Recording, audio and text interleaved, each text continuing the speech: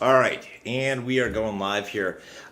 This video just came up on my YouTube, and it's from the same channel from whoever recorded the last hour of Khamer's open discussion with his community on his Discord server prior to him basically making all of his videos private, announcing he was going to go off stream and or get off social media, stop doing videos for at least a year until he retired, a second time or retired from being a contractor, whatever he is right now. I don't think he's active military right now. I think he's come back as like a contractor consultant. So this video just came across my YouTube feed. If you're joining me, you don't know who Camar is, this might be a waste of your time. Hey Juan, hey Memphis, welcome. So I only watched the first 2 minutes of this video, and I was like, okay, I don't know what's in here. I have no idea what's in here. Just full disclaimer. Khmer started talking. This is apparently somebody who's got access to Khamer's Discord, recorded the voice chat that was going on and released it. This channel is called Beater Stocks. So the only other video on the channel was that recording. Let me just show you over here, because whoever did this, well, actually, okay, so no, that's not the only video, but the last one the one that really right here, this is the final hour, the week Khmer, that's where Khmer had announced on his Discord that he was leaving. So apparently there was, I don't know when this was recorded, if this is like just 2 days ago or whatever, before Khmer reappeared, because Khmer told everybody that he was leaving YouTube, getting off social media for like a year, and he wasn't going to be back until he took off his uniform, right? So his whole community, everybody was expecting he would not come back for a while. There was one YouTuber who was like, this guy's going to be back, I guarantee it, like sooner than later. And then lo and behold, like 36 hours later or something like that, 48, I don't know, something. He came back with his first video. Apparently, I watched both of the videos that Khmer released. Released the one today. I kind of fast forwarded it because I don't care about his portfolio really, like why he's investing.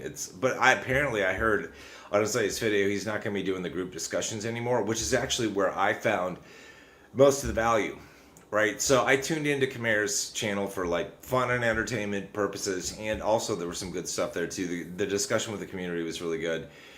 And I think that's going to be a big hit to the community. Honestly, I think that's because who cares about, like, wouldn't you get bored as shit? Like if I did a daily portfolio update and I just showed you my portfolio every day, you fucking know, if you've seen my portfolio, you know that if we're down 10 or 20% or up 10 or 20% in grayscale, basically what my portfolio is doing. I don't need to describe to you and explain my investing thesis in crypto related assets. Once I do that once or a few times over the course of like 2 years, you don't need to hear it every day. But that's what apparently the new format of Khamer's videos. Good on him, whatever. But the fact that he's not going to be doing the community open discussions anymore, I think is a huge loss to his community. Honestly, it is, because I actually learned things from his community members about different things that I had no idea about. Really, like I learned about margin, the basics of margin, and it didn't change my opinion. I still don't want to get into margin, but I learned the basics of it. There was talk about options and stuff like that, which I really don't know anything about, and there's no way in hell I'm going to be doing options stuff on my own, because I would get absolutely wrecked. I don't know enough about that. But I'm gonna play this. I have no idea what's in here, honestly. I have no idea what Khmer is gonna say or anybody else is gonna say. This video just dropped. When was this dropped? Like it showed up on my feed just a little bit ago. It's today. I'm pretty sure it's today. So conversations with Khmer before he went live. So, or maybe this was 4/8. So this is yesterday. So that's what the date of the thing was. I don't know. I mean, I didn't make this. I'm not the guy making this video, just so you know. I don't have access to Khamer's Discord anymore. He booted me along with a bunch of other people. No harm, no foul. That's okay. So I have no idea what's going to be said. So just, I don't know. We're just going to listen along. This is going to be like a reaction. Put your comments, your thoughts in the YouTube comments, and I'll maybe pause it every once in a while and just give you my thoughts on things. But here we go. We're just going to do this thing. and we're just gonna see what it says. Again, I have no idea what he's gonna say. I briefly listened to the first like minute and a half or so, and I was like, oh shit. I'm like, I should probably, because this Beater Stocks channel is really small, 46 subscribers, and I'm like, I've got a bigger audience than that. I'm like, well, maybe, I don't know. People should probably hear this. So let's play it. Let's just see what happens. My boss tells me I can't do something. All I want to do is to shit where I want to shit, eat what I want to eat, invest in what I want to invest, and just leave me the F alone. I just want to go, you know, I mean, but I don't get that. I don't have the luxury for that. You know, I create a whole YouTube channel and community and you know, try to bring like-minded people together. But just the idea that somebody can make a phone call and the whole thing come to the end, that's BS. That's BS. Now, if there's something I say or something I do, okay, I totally understand. I did that to myself. But I didn't even do anything. All I talk about is my finance, my money, my investment journey. And you don't like it? Because you don't like it, therefore I need to be shut down? You know? So it's heartbreaking. I spent my whole life following a system. So just some commentary here. That it's so okay. So I don't quite understand this. So it sounds like to me the implication here is from listening to this that Khmer is indicating that someone from the community, from the broader YouTube community, made a call to his CO, commanding officer, or the military, somebody there that forced the issue. Like, because he told this community that his CO, his commanding officer, said you got to get off social media, you know, which is why Camar said he was like taking down his X account or disabling his Facebook, YouTube. He made all of his videos private. So it sounds like that. I don't know what's going on.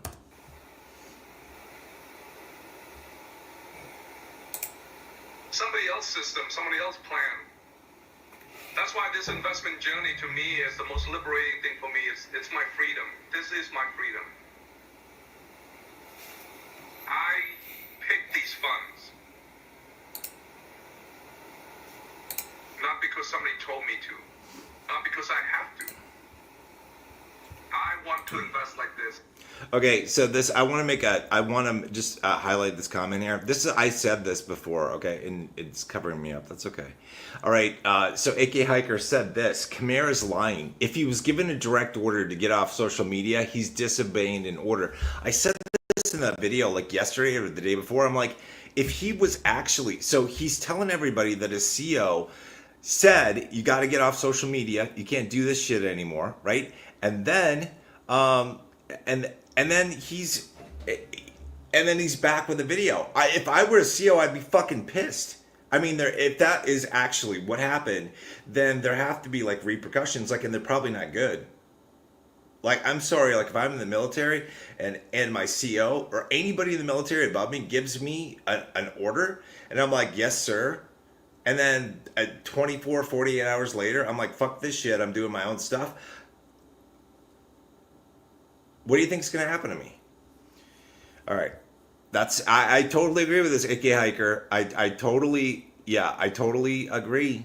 I totally agree. Let's continue. I want to make money because I want to get out of the system. I want to break free from the system. Yeah. And that's it. And I'm just, if there's like one wish to Buddha, that's all I want. It's just I just want freedom. Freedom freedom to be afraid.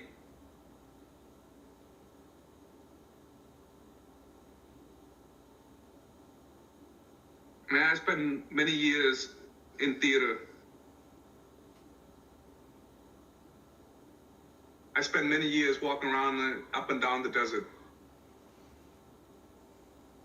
And everything in the desert trying to kill me. Everything out there is trying to kill me. And all I want more than anything else is just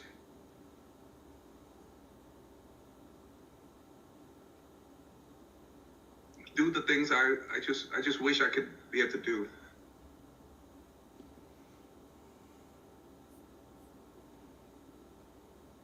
But that's why this investment journey, it works for me, man.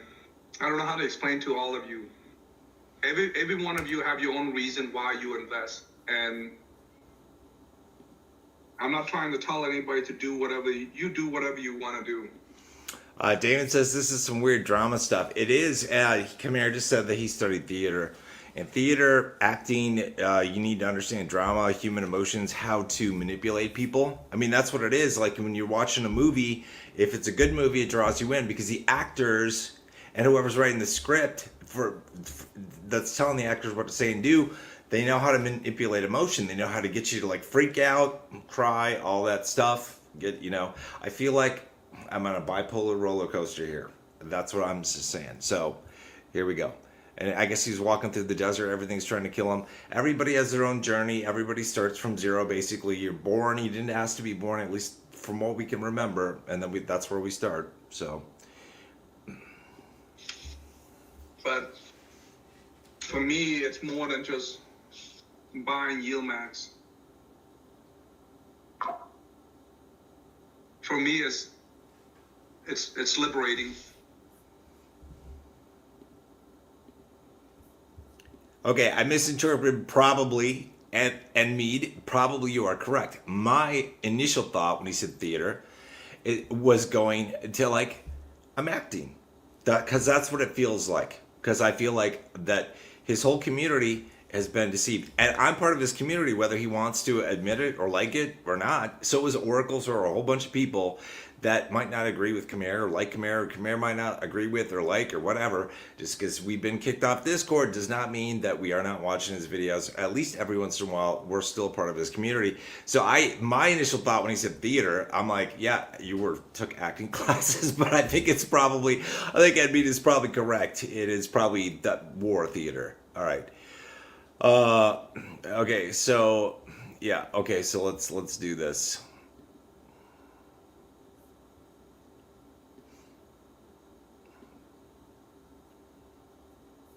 Anyway, I share that with you. What are you thinking?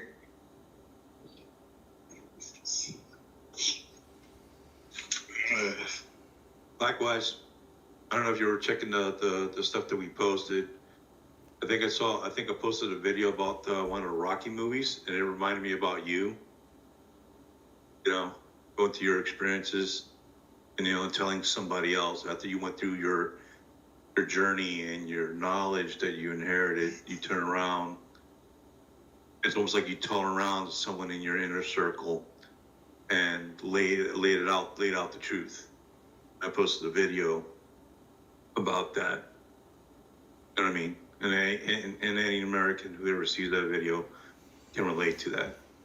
You know what I mean? I think we're all like-minded. So I like this comment. This is true. So this is one of the good things about when people share their stories on YouTube, other social media. Like Khmer, even if you might not agree with them on everything, I don't. But I like the fact that he's out there. He's trying to help people the best he can. I'm just saying the best he can. And this because people find stories inspiring. Like you've all probably been inspired by multiple stories of people doing whatever, by movies. Like Rocky was a great movie. I loved 8 Mile, like the story about Eminem and a whole bunch of other things like investors. People like everybody loves that stuff. So that is very good.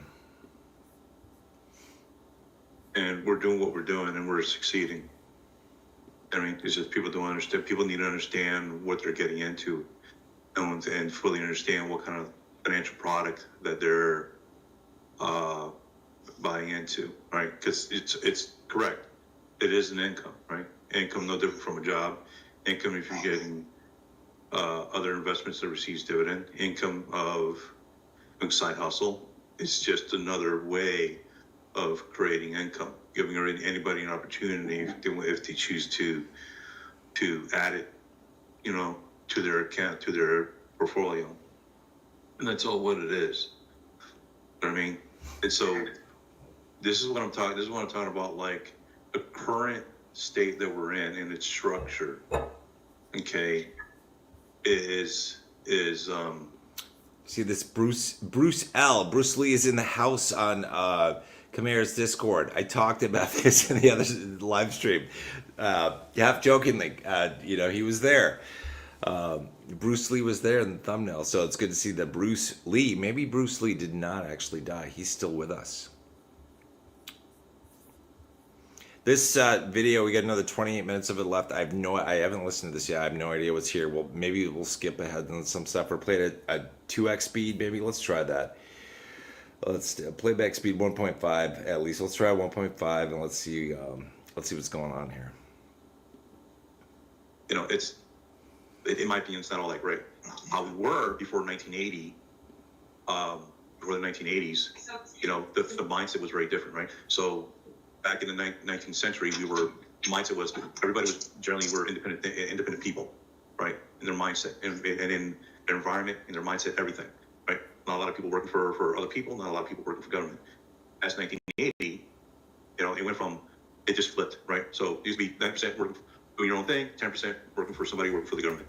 As 1980, right, almost 100 years later, now it's like 10% working for themselves, okay, and 90% working for somebody and or the government. I mean, so we came from an independent people to a dependent people. And so when we're born in that dependent state, in that structure, we're conditioned to think a certain way up until you see something and say, hey, I don't like this, just like Sharon.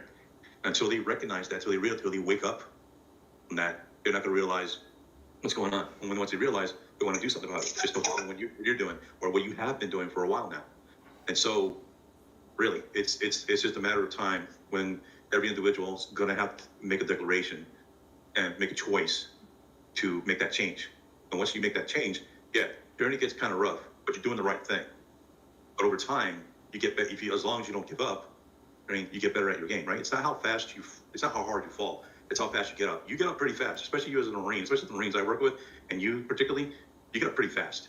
No question about that. But just like Rocky says in the movie, it's like it's not some, it's about more like how much you get hit again and again and again, and you're still willing to get up and still move forward. You know what I mean? That's the question. And so there's going to be periods in a person's life, there are going to be gaps in people's lives that they're going to be standing on their own 2 feet. It's not going to help you, even though there may be a situation that you may not be helped. You're totally on your own, and it's a scary feeling. What are you going to do? What are you going to do at that moment, right? Are you going to cave in? You know what I mean? Or are you going to stand up and try to walk forward? Even if it's slow steps forward, something's better than nothing, right? Things not, tough times don't last. People do. You're a tough guy. There's no question. There's no question in that. I like to think all of us are tough people too. So that's all I got to say. Thank you. Yeah, no, thank you. I appreciate it. I don't think that answered any. We were talking about earlier with. I forgot who I was talking to. Who was talking?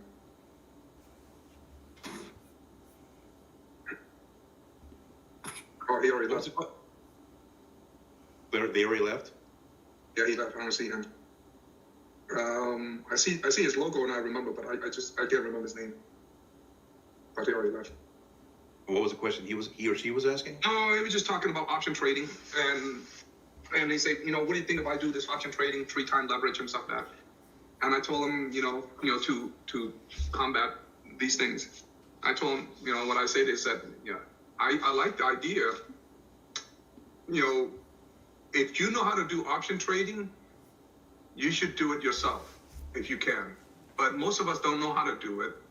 And if we do it, we're not very good at it, so we potentially lose money even more. And then if we do know how to do it, we're not going to make the same amount of money as that YieldMax is doing. So that's the risk and reward type min-max situation that... I would agree with Camar on this. Like, I I don't know anything about options trading. I would get absolutely wrecked if I tried to trade options. Probably a lot of people would too. That's the good thing about these high yield covered call funds. I'm not a huge fan of them anymore, but I was when I found them. I'm like, this is panacea. But I was like, I'm not going to try to learn how to do this stuff myself. You can probably make more money if you know how to do that stuff yourself, and maybe lose less, but you might lose more than I probably would lose way more if I tried to do this on my own. It's kind of nice sometimes to pay somebody else to do the dirty work for you, and I guess that's where like Yield Max, Defiance, they make it easier. So I got to say that. Most of us, not very good at it, but if you can do it and you know how to do it, yeah, go do it yourself and maximize the money. I say the problem set, and then I go on and expand. I say the problem set is Yield Max should be viewed not as an investing vehicle. Now they promote it, as investing, and we're a bunch of investors. We're not investor or investing vehicle. It's not an investing asset, because the word investing implies that there's value to what you invest, value that it go up. So you buy something low, it go up in time, but Yield Max doesn't do that. So what Yield Max does is give us income. So instead of talking about from an investor point of view, talk about from an income generation. So they need to promote their product as a income, cash flow, return on investment, and get your money in that, from that way. Because the reason why why we buy Yield Max is to generate income,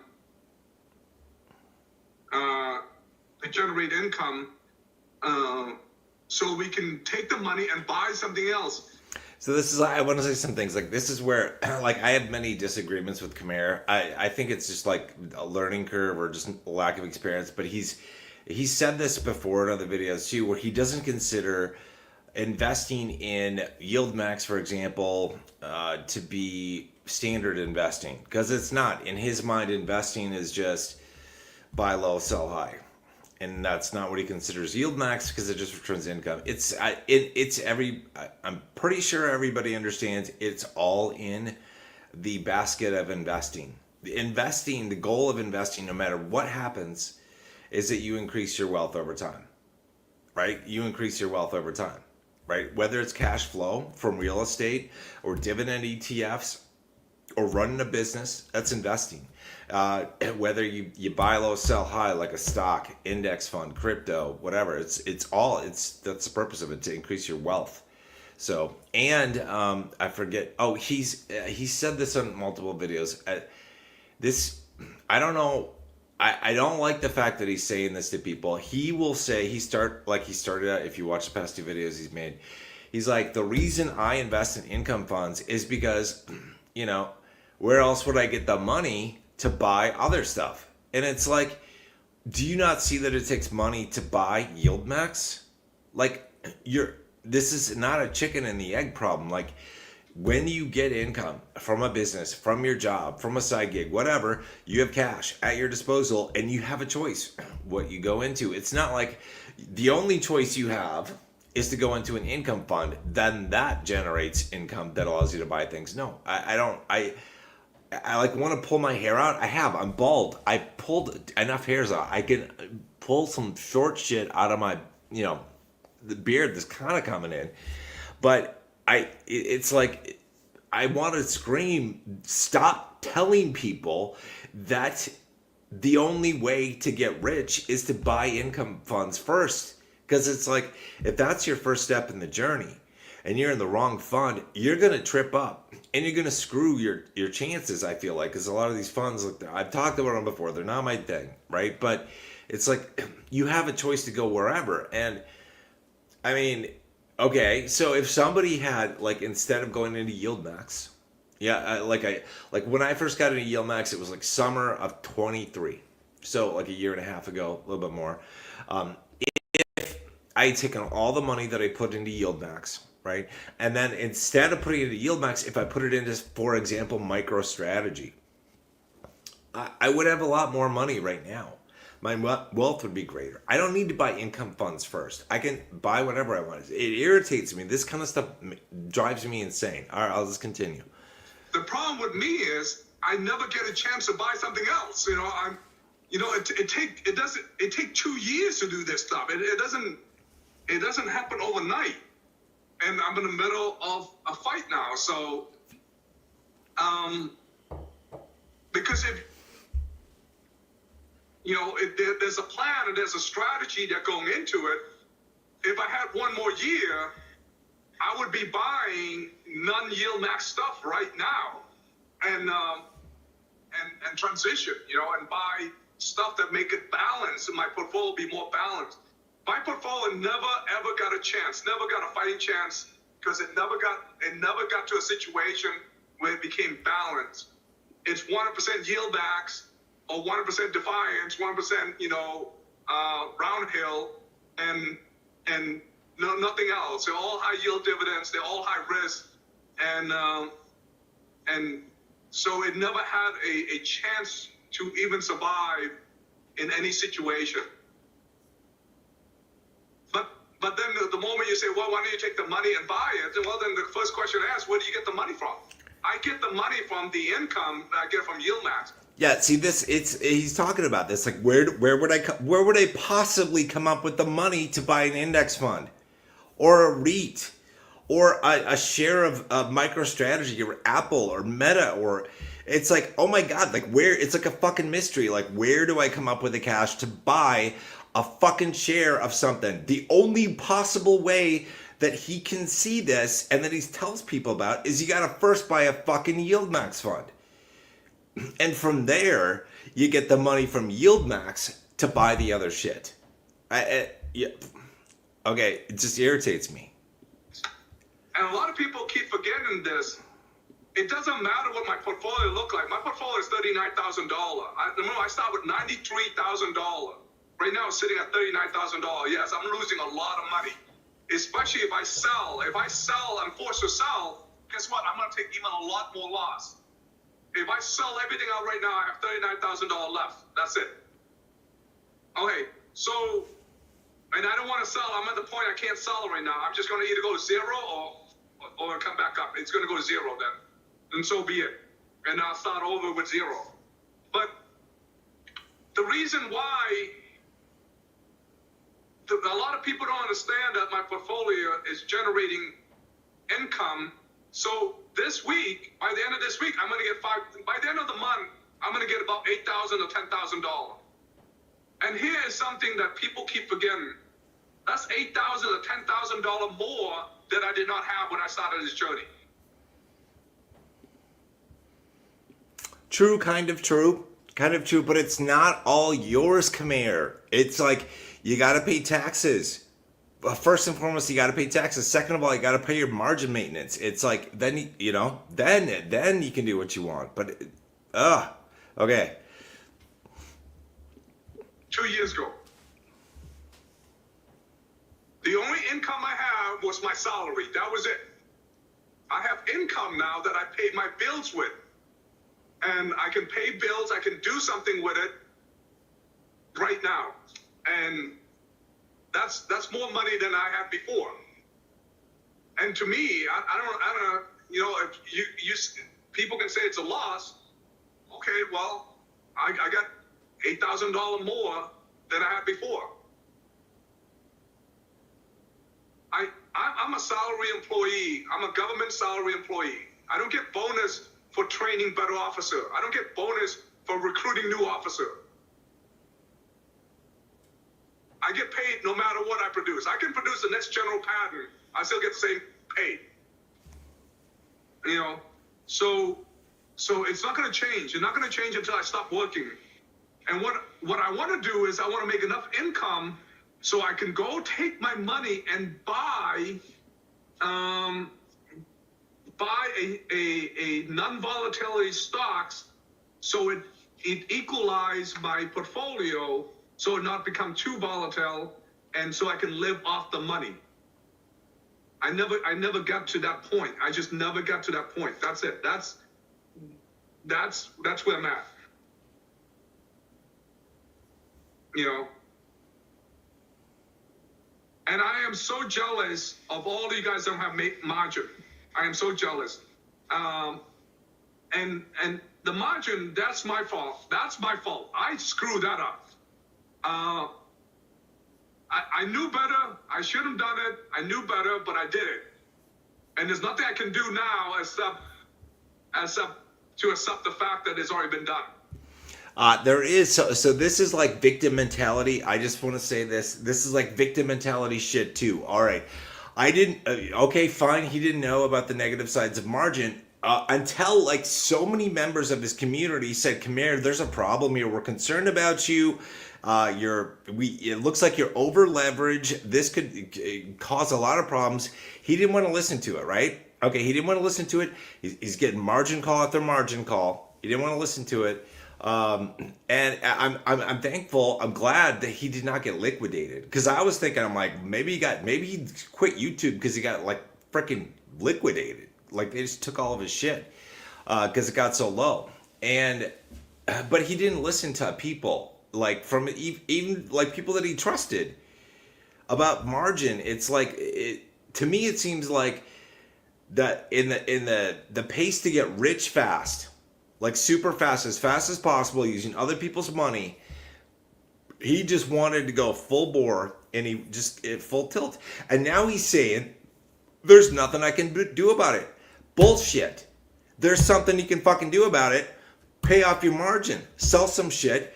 Either pay off your margin, stop using margin. He's not going to want to do that. Or sell some of your shit and build up more of a buffer, so you're not like teetering on the edge of a margin call every other day. You know, and the market just goes up and down. So it's like, well, he's saying, I can't do anything about it. It's like, yes, you can. Don't be a fucking victim. And then I just live off with it. And because if I didn't have any margin, you know what I'd be doing? I'd be buying more. I can't buy more because I always get income. I have work. So, okay, I just don't pay my bills this week. I just don't do anything with this account.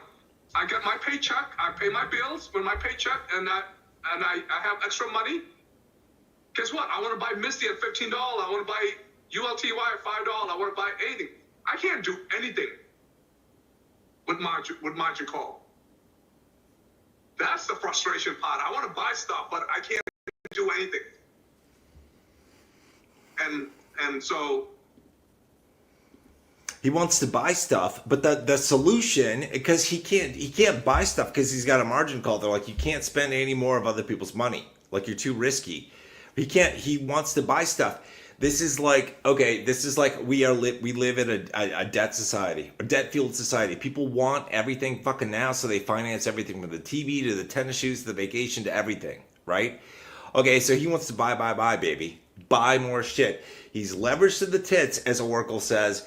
And yeah, it's gonna cause this problem. Here's what he needs to stop. I'm gonna play Dave Ramsey for a second. Stop buying stupid shit. All right, stop buying stupid shit. Stop buying shit. Period. Stop fucking buying. All right, I just channeled Dave Ramsey. All right, I'm not a fucking financial advisor. This isn't financial advice, but stop fucking buying stupid shit and stop buying shit. Period. Sell some shit. At a fucking loss if you need to. Take it like a big boy. We all fucking do this from time to time. We sell shit at a loss. We don't like it. We don't celebrate when we do, unless we sell at a loss to prevent a bigger loss and jump into something that's moony. Then we kind of celebrate. We're like, fuck you, bad investment. We're going to something better. But you can sell some shit. Khmer, if you're listening, or community members, if you're listening, you can pass it on to them. You can sell some shit and get more buffer, get off the fucking cliff of a margin call and potential liquidation. Stop buying stupid shit. And stop just buying shit, period. Your credit cards are fucking maxed out. Your HELOC is maxed out. Your margins to the tits everywhere. Stop buying shit. You have a spending problem. All right? Basic finance 101. If you want to get wealthy, you need to increase the spread between your income and your fucking expenses. All right? Stop buying shit, period. Whether it's stupid shit or good shit, Sell some shit that you don't need. Like Dave Ramsey says, if you listen to his videos, he's like, you're going to sell your fucking motorcycle today. You're going to get rid of that trailer, the tractor, the second fucking vehicle, that beach house. Sell it today. Each of you, husband and wife, are getting 3 fucking jobs by this weekend. You're going to start making some money. You're eating beans and rice. No vacations for you. That kind of shit. Get your shit together, Khmer. You're a fucking Marine. You can figure this shit out. All right. I'm done ranting for now. So here we are, you know, and there's, all I can do is fight through it. I am definitely going to make a decision to sell my Misty and get rid of my margin. But I was hoping today at 10:20 it went up, but I was hoping to hit $21. When it hit $21, I'm going to hit sell. I'm going to sell half of my Misty, like 2,000 share, and just to see what it looked like. And I'm going to take a huge loss, but so be it. I'm not going to have any margin. And then, you know what? The price come down. I'm going to be like, great. I get paid this Friday. I'm going to take that money. I'm going to buy some more Misty. I'm going to turn around and buy some, Coney or something, buy more ULTY or buy something and start regrowing my portfolio again. That was the fun part. When I started my journey, I didn't have any margin. And when these things came down, it was so much fun because I was buying left and right. I was buying like a lot of Tesla at $1,000 price. And at $1,000 value, I was getting like 100 share, 115 share, 120 shares, 150 shares, for $1,000. So I was really, really happy. I was able to grow my Tesla from like 100 shares to like 7,000 shares. And right now, what a great time to buy all these funds. What a great time. But I can't do it because of that margin.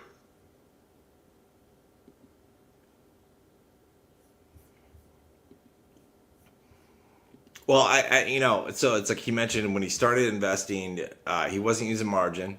And see, when you're not using margin, I mean, a lot of people use margin as long as you're, somewhat, you're careful about it. Hopefully it'll be okay, right?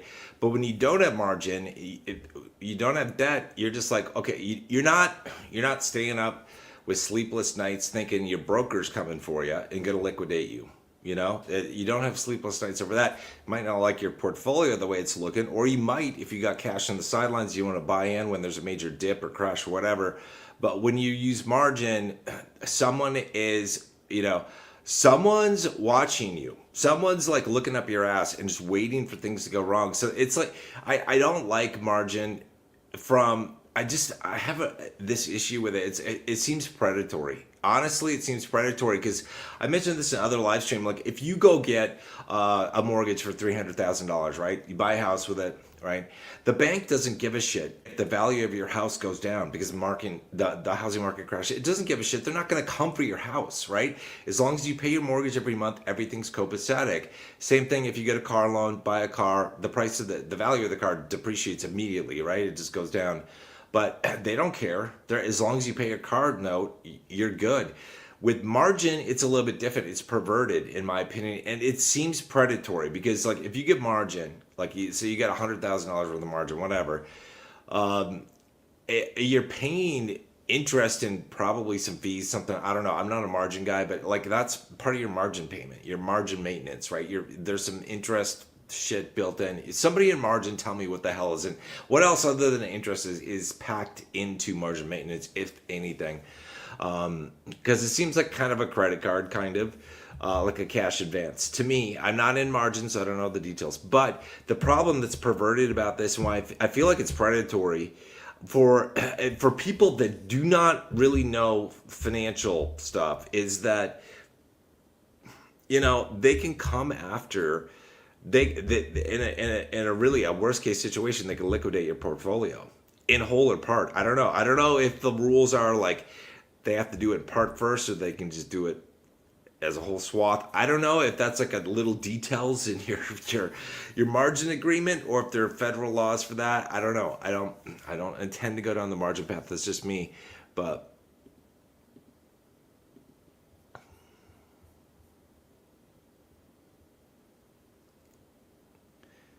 get some. Well, let's see what it does. Tomorrow the account's gonna come back up. It should come back up. It's gonna go up and down like this, like crazy for the next 2-3 days.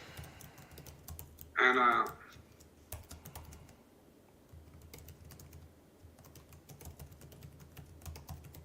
Bitcoins need to come back up.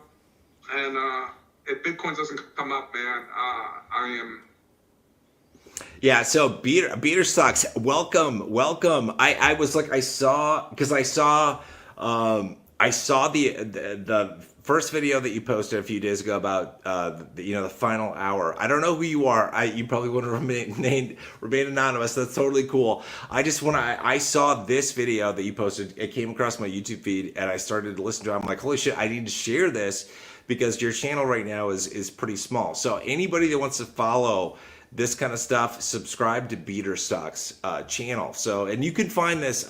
I'll just pop out of here for a second, and then we'll go back and we'll finish this. I have no idea. Like I said, I've not listened to this, so I'm hearing this for the first time, just like you are. But Beater Stocks is they had posted. He had posted the We the Khmer's the final hour 5 days ago now. So this was. It looks like you posted this one yesterday. So I just saw it.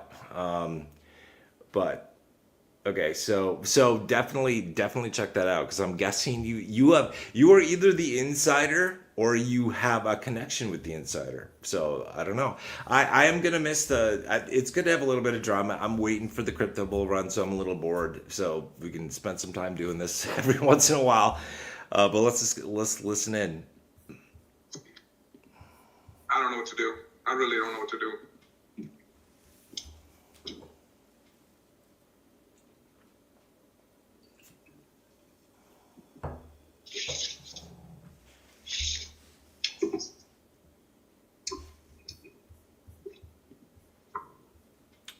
Let's do this.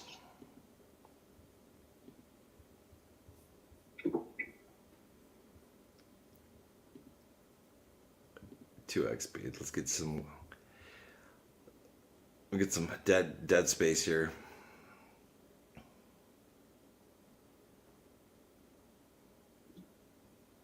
Okay, here's a question. Can you wait 61 days if you sell a position or no?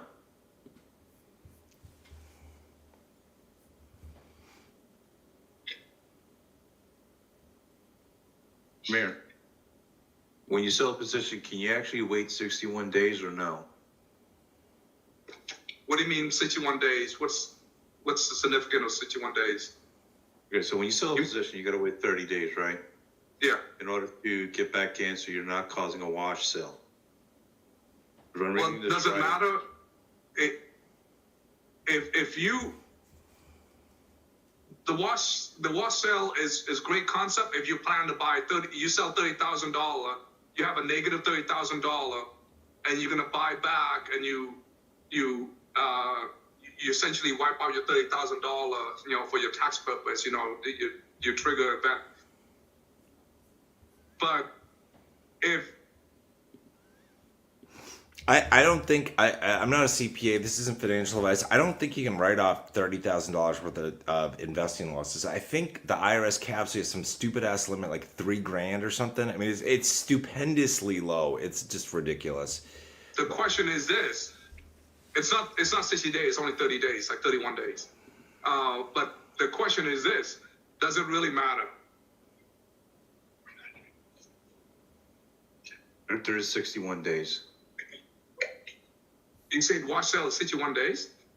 No, there's a 30-day and there's a 61-day.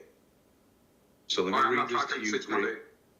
Okay, so let me read this to you verbatim what the 61-day rule is. So it's a short paragraph, so just so you know the gist of this. The 61-day rule, you're likely referring to the wash sale rule, which prevents investors from claiming tax losses on investments if they repurchase the same or substantially identical securities within 30 days before or after the sales date. See, somebody brought up the wash sale stuff to me before. This is like a year ago. I was thinking about something. And to me, it's like that. As long as you aren't trying to deduct trading losses, I don't think you need to give a crap about the wash sale rules. I really don't think you do. So if you're just trying to get in and out of something, I could be wrong, but I looked at this. I'm like, well, what does this really mean? The wash sale stuff. It's like I don't really care about trying to deduct taxes. Right? I think you're capped at. I think you're capped at like $3,000 a year. I could be wrong. If somebody knows differently, post a comment or something. But it's pathetically low. Like what the IRS allows you to write off as a loss. And so I don't. But if you don't give a shit about writing off losses, it doesn't. I don't think the wash sale. The wash sale doesn't say it's illegal for you to repurchase something that you sold within 30 or 60 days. It's not illegal for you to do that. It's not against the law. It's not against the rules or restrictions of your broker. As far as I know, it's like you can do it. It's just that you wouldn't be able to deduct losses if you experience them. So if you don't experience them or you don't care, I don't think it matters. And if I'm wrong on that, please, somebody who knows more about wash sales, please leave a comment. Rating a 60-day window. All right, so if I sell, let me just think about this logically. If I sell all my Misty right now, I'll take like a $20,000 loss, okay, for example. Am I going to buy $20,000 worth of value back in return? I don't think so. I'm going to have to grow my portfolio. I don't have $20,000 back to buy back. Right now, you're thinking about how you can mitigate loss.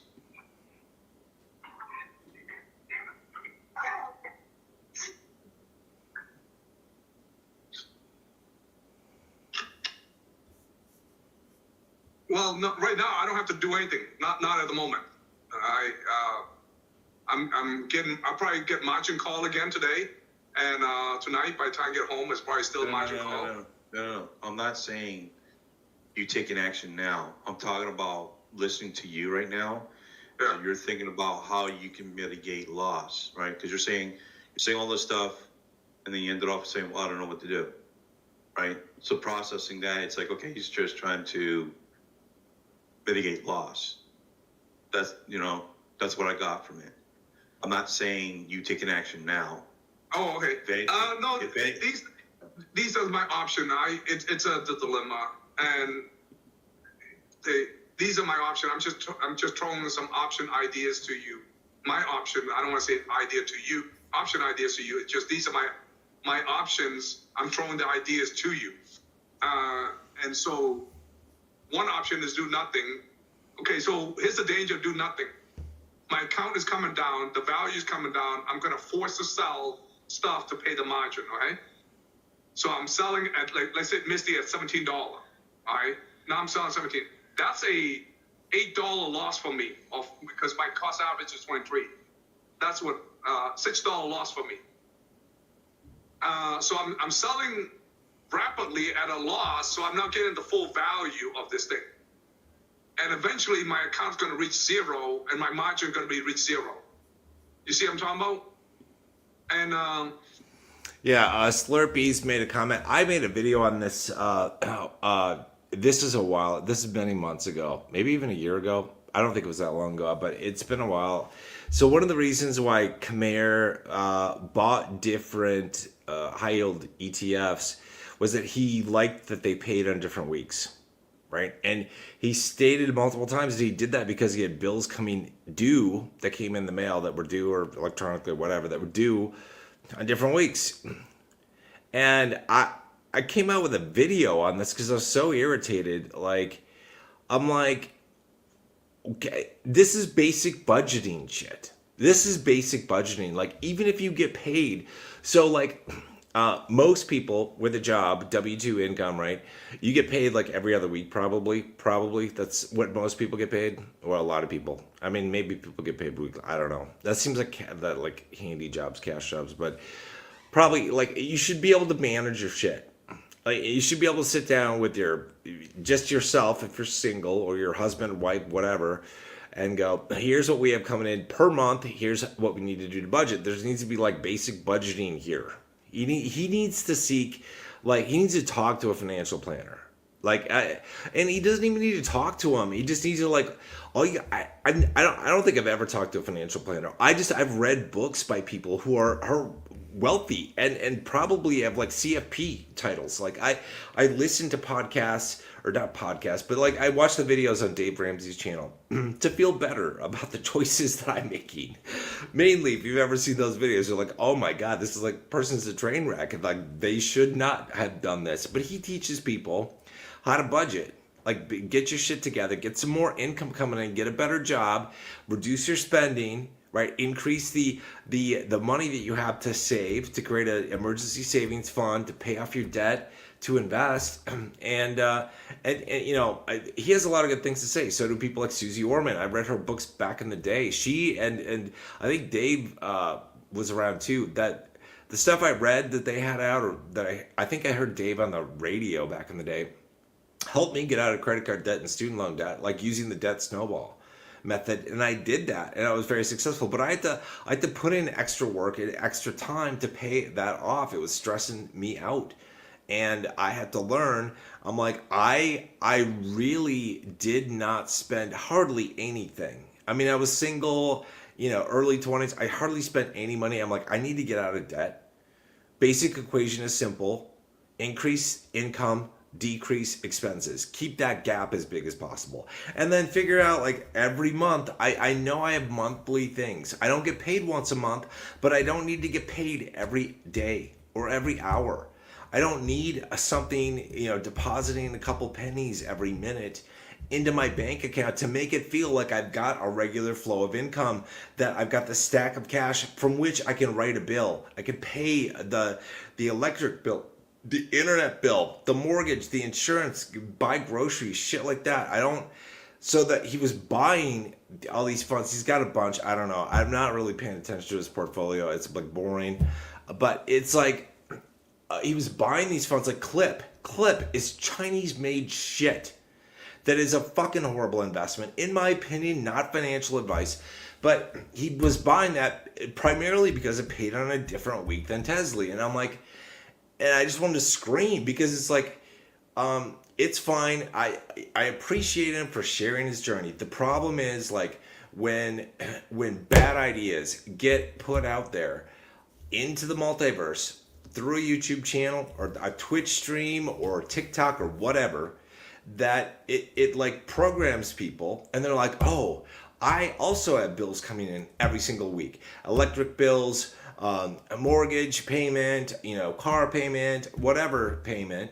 And so therefore, I'm going to follow Khamer's lead. And the way to do this is to get Clip along with Tesla or Coney or whatever, and get things to pay on different days. And you see what these guys did. If you're not in Yield Max, if you do not think, hold on, I can't, I'm not fucking visible right now, and this pissed me off. This pissed me off. Get this fucking comment out here. This is great. This is great. Thank you, Slipperies. So this, like, if did you see what they did? So what they did, crafty motherfuckers. So these, it's the whorehouses of Babylon. These financial people. I swear to God. So Yield Max, they know that there are people like Camar that are basically needing to have a payday loan in order to get by. They need a cash advance on their next check in order to pay this week's bills. So what did those crafty fuckers do? They split up their fucking Yield Max funds, and they have them pay on different weeks. Group A, B, C, D, E, F, G, H, I, J, K. You know what I mean? They're all over the place. To satisfy the people who want to feel good, when in reality, you shouldn't really care. In my opinion, if you have basic budgeting skills, you shouldn't care what day of the week, what week of the month, what month of the year a given dividend ETF stock pays you. It doesn't matter. Like, even if you're an SCHD, I think they still pay quarterly. When I was in there, they paid quarterly. That kind of sucks, because you're like, you only get paid like four times a year. That kind of sucks. Like, I honestly, I prefer monthly. It's better. It makes you feel like you're doing something. Because for me, I was like, well, if I want to bail on SCHD, like, but I still want a dividend. I'd have to wait around for a couple of months. But yeah, that's what Yield Max did. They spread out their funds, so they pay every week. So people who don't know how to fucking budget think that's a way to generate income. Because like Khmer says, how in the world else would you ever get any money to afford anything else, like an index fund a stock, how would you ever get money? There's no other way to get money other than to buy an income producing asset. Well, just is it like as a high level like this, again, I'm not a financial advisor, but income producing assets are, one of the income producing assets that probably most of you have is called a job, right? Some of you might have another type of income producing asset, which is called a business. Those are both income producing assets, right? High yield ETFs or even lower yielding ETFs or stocks. Like I used to be in like 3M, Coca-Cola, Johnson & Johnson, and stuff like that. My favorite was Altria because I'm like, it's a sin stock and it actually paid pretty well. I had a nice position in Altria. I think I might go back there someday just to say I have a sin stock because I'm a smoker and I like that. I want to support the industry. And I was in, Ruger and another firearms manufacturer because I'm like, yeah, guns, bitches. We gotta support the firearms industry. All right. That's not a good thing. If you take your loss right now, at least I have something. Vice is nothing at all. So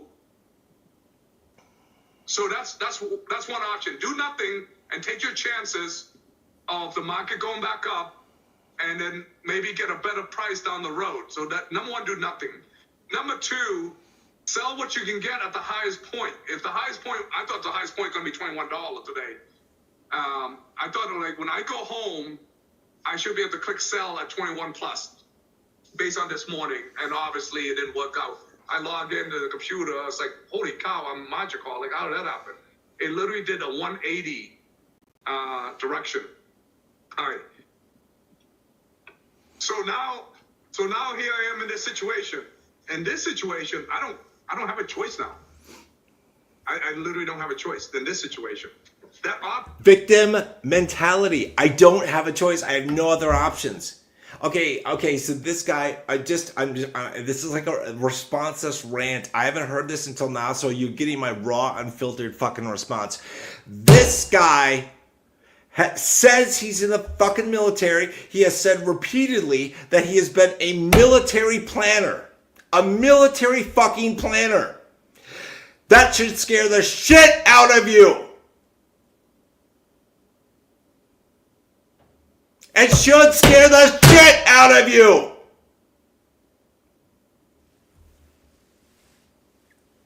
He's a military fucking planner and he has no fucking options. Do you know how mad this makes me? Fuck! That's real unfiltered. Fuck this shit. I have no options. I'm just a poor investor. I don't know what to fucking do. I'm in the military. I've been a military fucking planner and I don't know what to fucking do! The option to sell is not even it's not even a conversation anymore. So I have the only option of it, the only tools available, which is do nothing at the moment, and wait until it rise. When the option to come back, when it go back up, now maybe I'll adjust my situation. Maybe not $21. If I can get $20, then I'll sell at $20.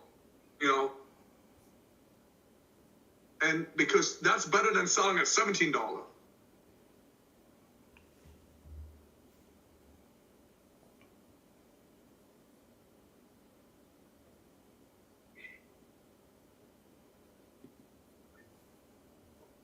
And then I should start all over again, because I'm going to sell the whole thing and just start over with no margin. With no margin, at least I get $1,000 a week. I should get about $5,000 a month. I took about a $3,000 loss because I make $8,000 right now, or maybe more. And then, I get $5,000 a month. But at least I can go back, and at that point, I doesn't care what the value is. If Misty go to $12, and so be it. Then I just wait 30 days from now. I'm not sure where the Sichuan come from, but but if you say Sichuan, then I guess I have to do some more research. But 31 days from now, I'll buy Misty again. But in the meantime, I get paid weekly, so I'll take the $1,000 a week and plus whatever ULTY give me. I'll take that and buy more Coney, more, just rebuild my portfolio at the low price right now.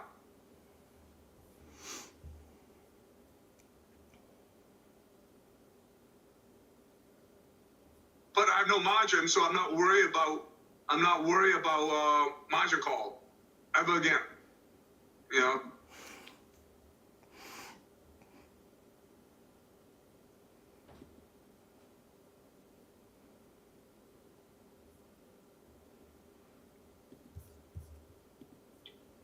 And some of these prices are so cheap, they're like $7, $1,000. Essentially, you get $100, 100 shares a week. If I get 100 shares a week, in about 2-3 months, keep doing it, I should get, 300, 400, 500 shares to 1,000 share and rebuild my portfolio.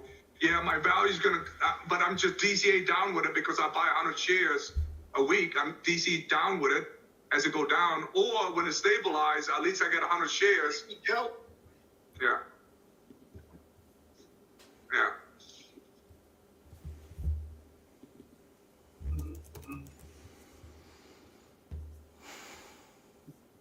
I think we'll be fine, guys. For some reason, I suspect that we're gonna get bounced. We're gonna get bounced back up tomorrow.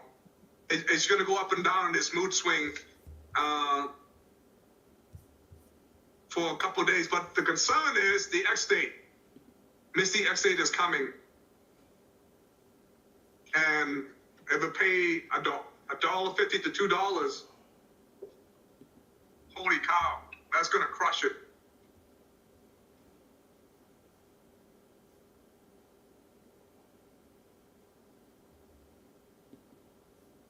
That's gonna crush me big time.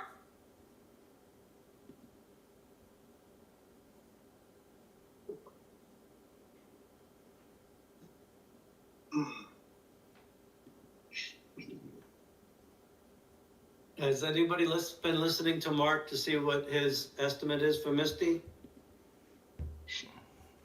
I'm just going to address this comment.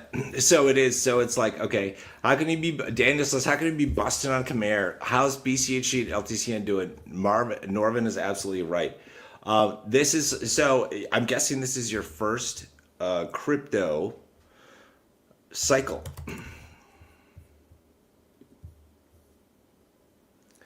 So I could look at this. I could look at this chart and go, this looks like clip. This looks like Tesla. This looks like shit. This is actually what happened to my portfolio. People want to bitch about losing money. I totally get it. I'm pretty much. I'm pretty sure, on paper, I have lost more money, theoretically, paper money, than probably most people since a year ago. But I don't give a shit about this. I don't give a shit about this. I don't care about losses over the past year, losses or paper losses. I don't care about this. Why? I care about that we haven't entered yet. And let's take a look at LTCN. Same thing. Let's just take a look at it. Let's be fair, right? Okay, so it looks like shit. Looks like clip, right? Looks like Tesla. You'd be like, well, it's like if I got them at the same time, you're down. Yeah. Okay. All right. Welcome to crypto. You invested leading up to the bull run, and shit is crazy, sometimes in crypto. Oftentimes, but that's how you make money. This is what I give a shit about. And let me just get out of my... Let's hide that for a second. Okay. This is where, right here, is where a year ago was. And we're down like 80% from there. I don't give a shit about that. That's like a stain on the toilet paper that I throw in the toilet. That is a stain. I care about this. That's the big shit. I'm waiting for the big shit out here, right? Even if we get back to last cycle's highs, I'd be okay with that. We have projections that potentially take us higher, but LTCM, we're also facing an ETF. So I don't know what the hell's going to happen. BCHG, we got some pretty good predictions for, so we're all hoping for that. So it's different. So I could easily, so if you want to, so these like clip, Clip is, and Tesla is a good example of this too. This is an example of everything you get invested in is like a fucking machine. When you stick $1 into a machine, that it should increase the dollar. Like your dollar is like a fucking it's a member of your own personal military. It's your army, right? Your dollars are your army. You want your army to go out and collect prisoners, get more money, right? Take a prisoner. This machine, Clip, in this example, is a wealth destroyer. That's what this is. You put a dollar bill in, it grinds that dollar bill up, slowly. It gives you some dollars on the side, so you think you're getting paid. But people are making a big mistake when they're like, "Oh, reinvest dividends in this." Why would you reinvest dividends in a machine that destroys your wealth? If you are in a position like Clip that is eroding like this, what you do, the smartest thing to do would be to probably sell it. The second smartest thing to do would probably be to take the distributions from this and put it into something that doesn't fucking erode your wealth. Okay? This is a simple machine. It's not a complex machine. It's a simple machine. It's made in China. It works in a pretty simple manner. You see what it's doing to your US fucking dollar. You see why Trump wants fucking massive tariffs on China? This is probably one reason. Those motherfuckers that came up with the Clip. All right. Let's go to Crypto 101. Crypto, for the uninitiated, is a... No. We got to do this. This is why we're all in crypto. I got to find the meme here. Bitcoin... I'm in it for the technology. I hope this comes up with the right. This right here. Let's make that big. Right here. So the reason why we invest in cryptocurrency, all of us, is because of the tech. Because we believe in the tech. We believe that crypto is future. That's why. All right. So crypto, for the uninitiated, is a massive pump and dump scheme. I just want to be straightforward and honest. This is what it is. It's pump and dump. That's what it is. Yes, does cryptocurrency, native crypto, have very good potential applications for our world, the economy moving forward? For sure. Let me just show you. And then we got to get back to Khamer's final words. I don't know what he's going to say. Okay, so let's just go to CoinMarketCap. This is where, if you are new to crypto, go here to CoinMarketCap. It has prices and price history on crypto. Okay, so I could take a look at. Let's just take a look at it. Okay, I could. Depends on what you want to look at, right? So, Bitcoin. Let's take a look at. Let's take a Bitcoin. Let's look at Litecoin. All right, let's look at Litecoin. Actually, you can look at any of these. Doesn't matter. So these goes in cycles. Right, this is the cycle. And so way back here in 2013, it was like $2.60. And then it pumped, right, to $31. That's a pump. That's a nice pump. That's like a 14, 15x, right? And then it dumped down to like $5, $3, $1.50. That's a dump. It's a pump and it's a dump. You went on a date, you had a good time, the conversations fell off, and you didn't really see each other again. And then you got on Tinder, you got on Hinge, and then you went to the grocery store, you went to the club if you're younger enough, and then you see somebody new. And then what did we have? We had a pump.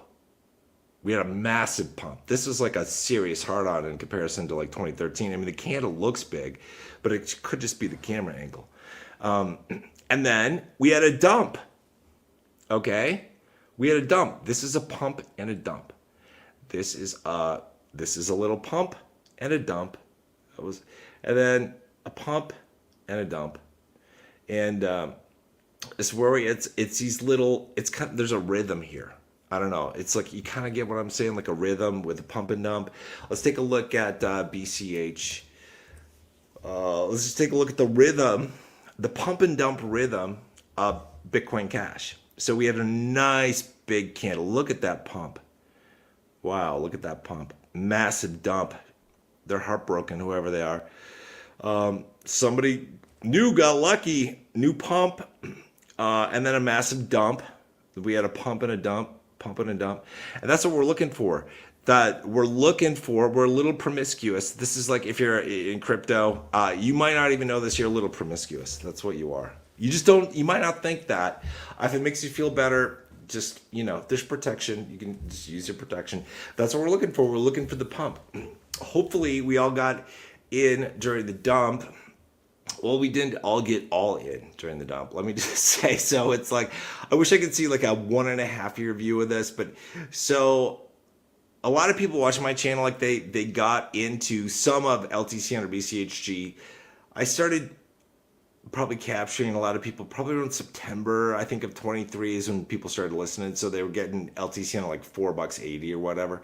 And now we're still above that. But a lot of people, including myself, bought a lot more shares here a year ago when we were mooning, right?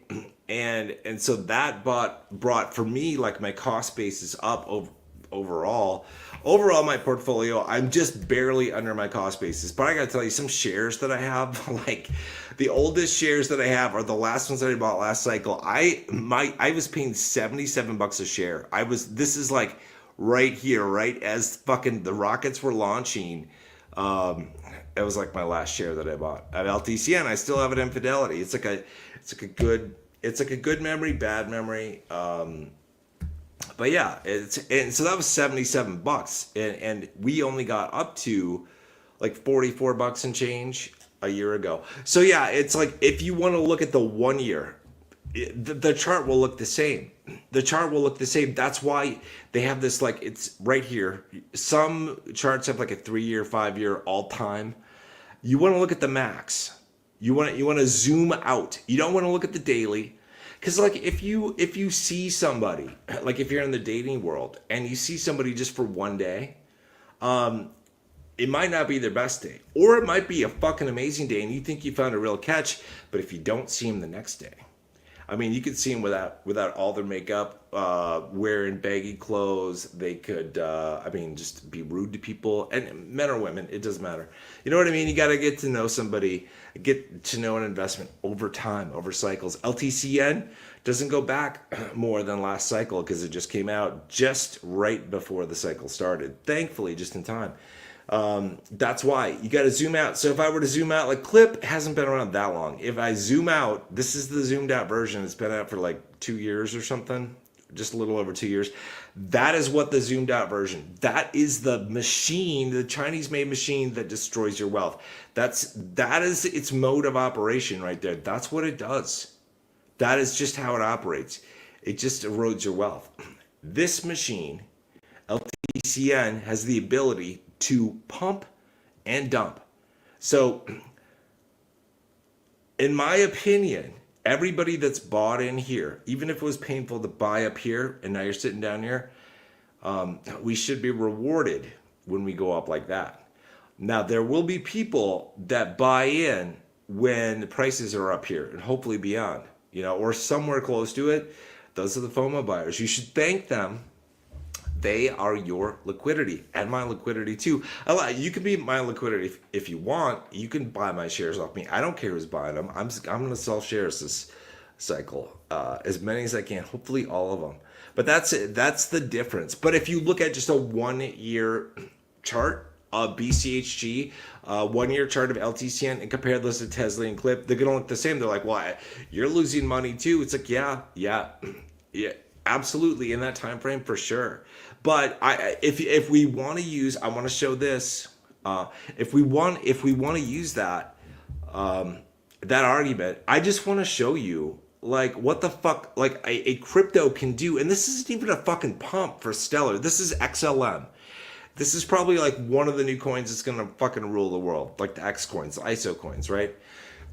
Okay, so the bear market, for a long fucking time, we were sitting around like 9, 10 cents, 8 cents, right in that range, right? Massive pump and dump. It's like you get a hard on here and you're like, this is fucking fun. You get the hell out. So you do not have any regrets afterwards. You do not want to have post nut clarity.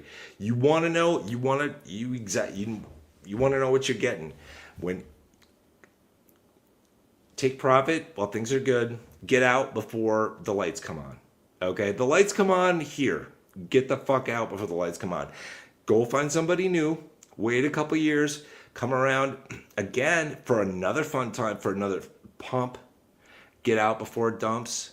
All right, we haven't begun this thing right here. This pump, this massive, this little God candle. That's like a 5.5, a 6x. That's a 5.5, 6x. It turns $1,000 in somewhere between like $5,500 and $6,000 in a really fucking short period of time. Let's zoom in. I want to show you how quickly this shit can happen.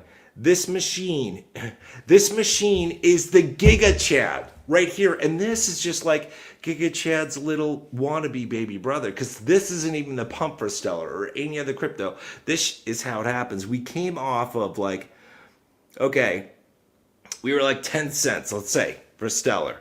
Right here, November 7th, started to get like, I got this tingling feeling in my pants or, panties or whatever. A week later, like something's happening. And then it's like, boom, you shot up just a few days later. And then within like, that was on the 24th. This was on the 8th. So you got about a 2-week time frame. We got up to 53 from 10. So you did like a 5.3x right there. Show me another asset that does that. Does Clip do that? Does Tesla do that? No. And this is great. I want this. I'm promiscuous. I like this thing. This is a pump and dump scheme. I don't want to get married. I don't want a long-term relationship with a machine that's just going to beat me. It's going to beat me. I mean, a little bit of slapping is okay. I'm okay with that. I'll only let them handcuff me if I really know them, okay? I'm just saying, like, this seems like an abusive relationship. It does. Short term, a look at LTCN and BCHE versus Clip is like looking at a photo of someone who has a bruised ass or a bruise somewhere on their body and go, they've been abused. And that you make that assumption from that photo when you don't know. Maybe it was something kinky that they were into. You don't know. A picture does not tell the whole story. Anyway, enough of that. I'm diverging. We got to finish this Khmer thing up here. Let's see what it said here.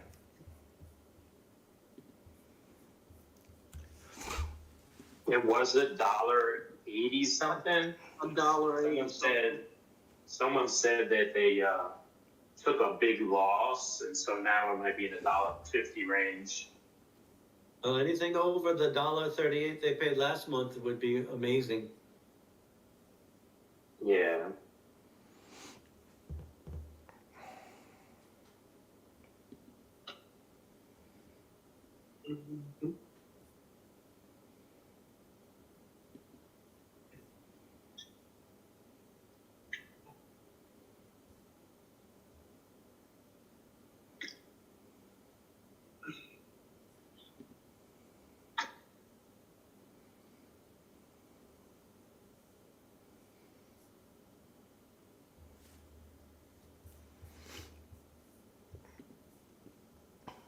All right, I'm going to put this on 2x speed here. Some silence. All right.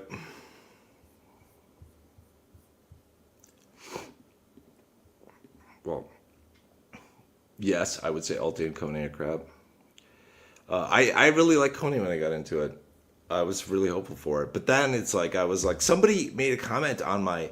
I don't think there's anything left here on Khmer's. There might be. We'll just end it here anyway. You can watch this. Go to Beater Stock's channel, by the way. Like I said, to watch this. But, yeah, I mean, Alti and Coney are crap. I mean, I was super excited about Coney because I was like, like this is based on Coinbase. Coinbase should do really well, have high volatility, generate a lot of yield. I was just not fully understanding the implications of the price action of the yield max ETFs in comparison to the underlying. Like, and so I got, when I was in Coney, right, I got in very early. I was like one of the earliest people talking about it. I got in right away when it was priced at 20. I went in with a later position. I think my overall cost basis for Coney was, I'm thinking it was like $22, right? And then and then it shot up to, if I remember, it shot up to like $30 in like January of 2024. I feel like. Let me just look at the chart and like these charts aren't, when you do it this way, they aren't exactly accurate, but 28.89 is what it captured. So it's about $29. So that, you know, my cost basis was around 22. It shot up to almost 30, so like 29, right? And I was like, okay, well, this is cool. This is what I expect. I think even did a video. I'm like, well, this thing might be $40, you know, when we get to the bull run. And then Coinbase had a correction, a major one.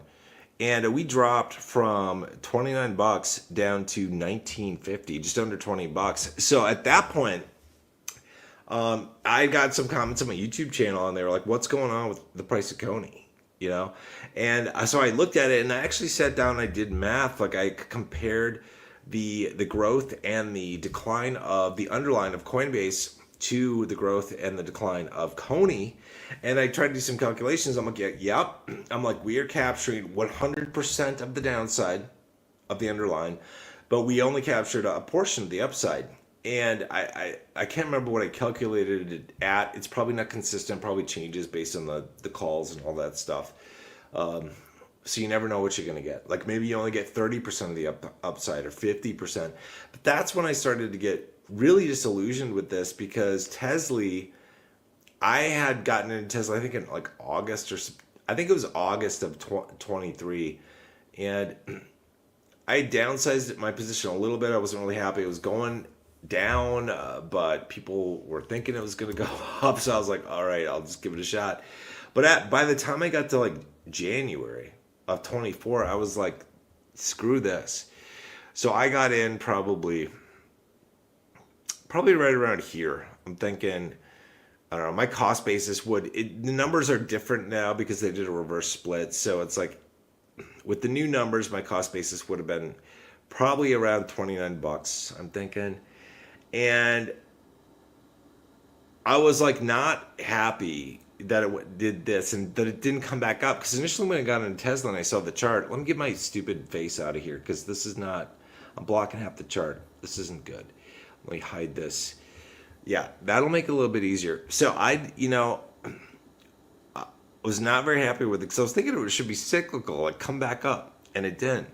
And so we were at the end of December. I think I sold my last shares of Tesla like right in here. I feel like it was like the first or second week in January.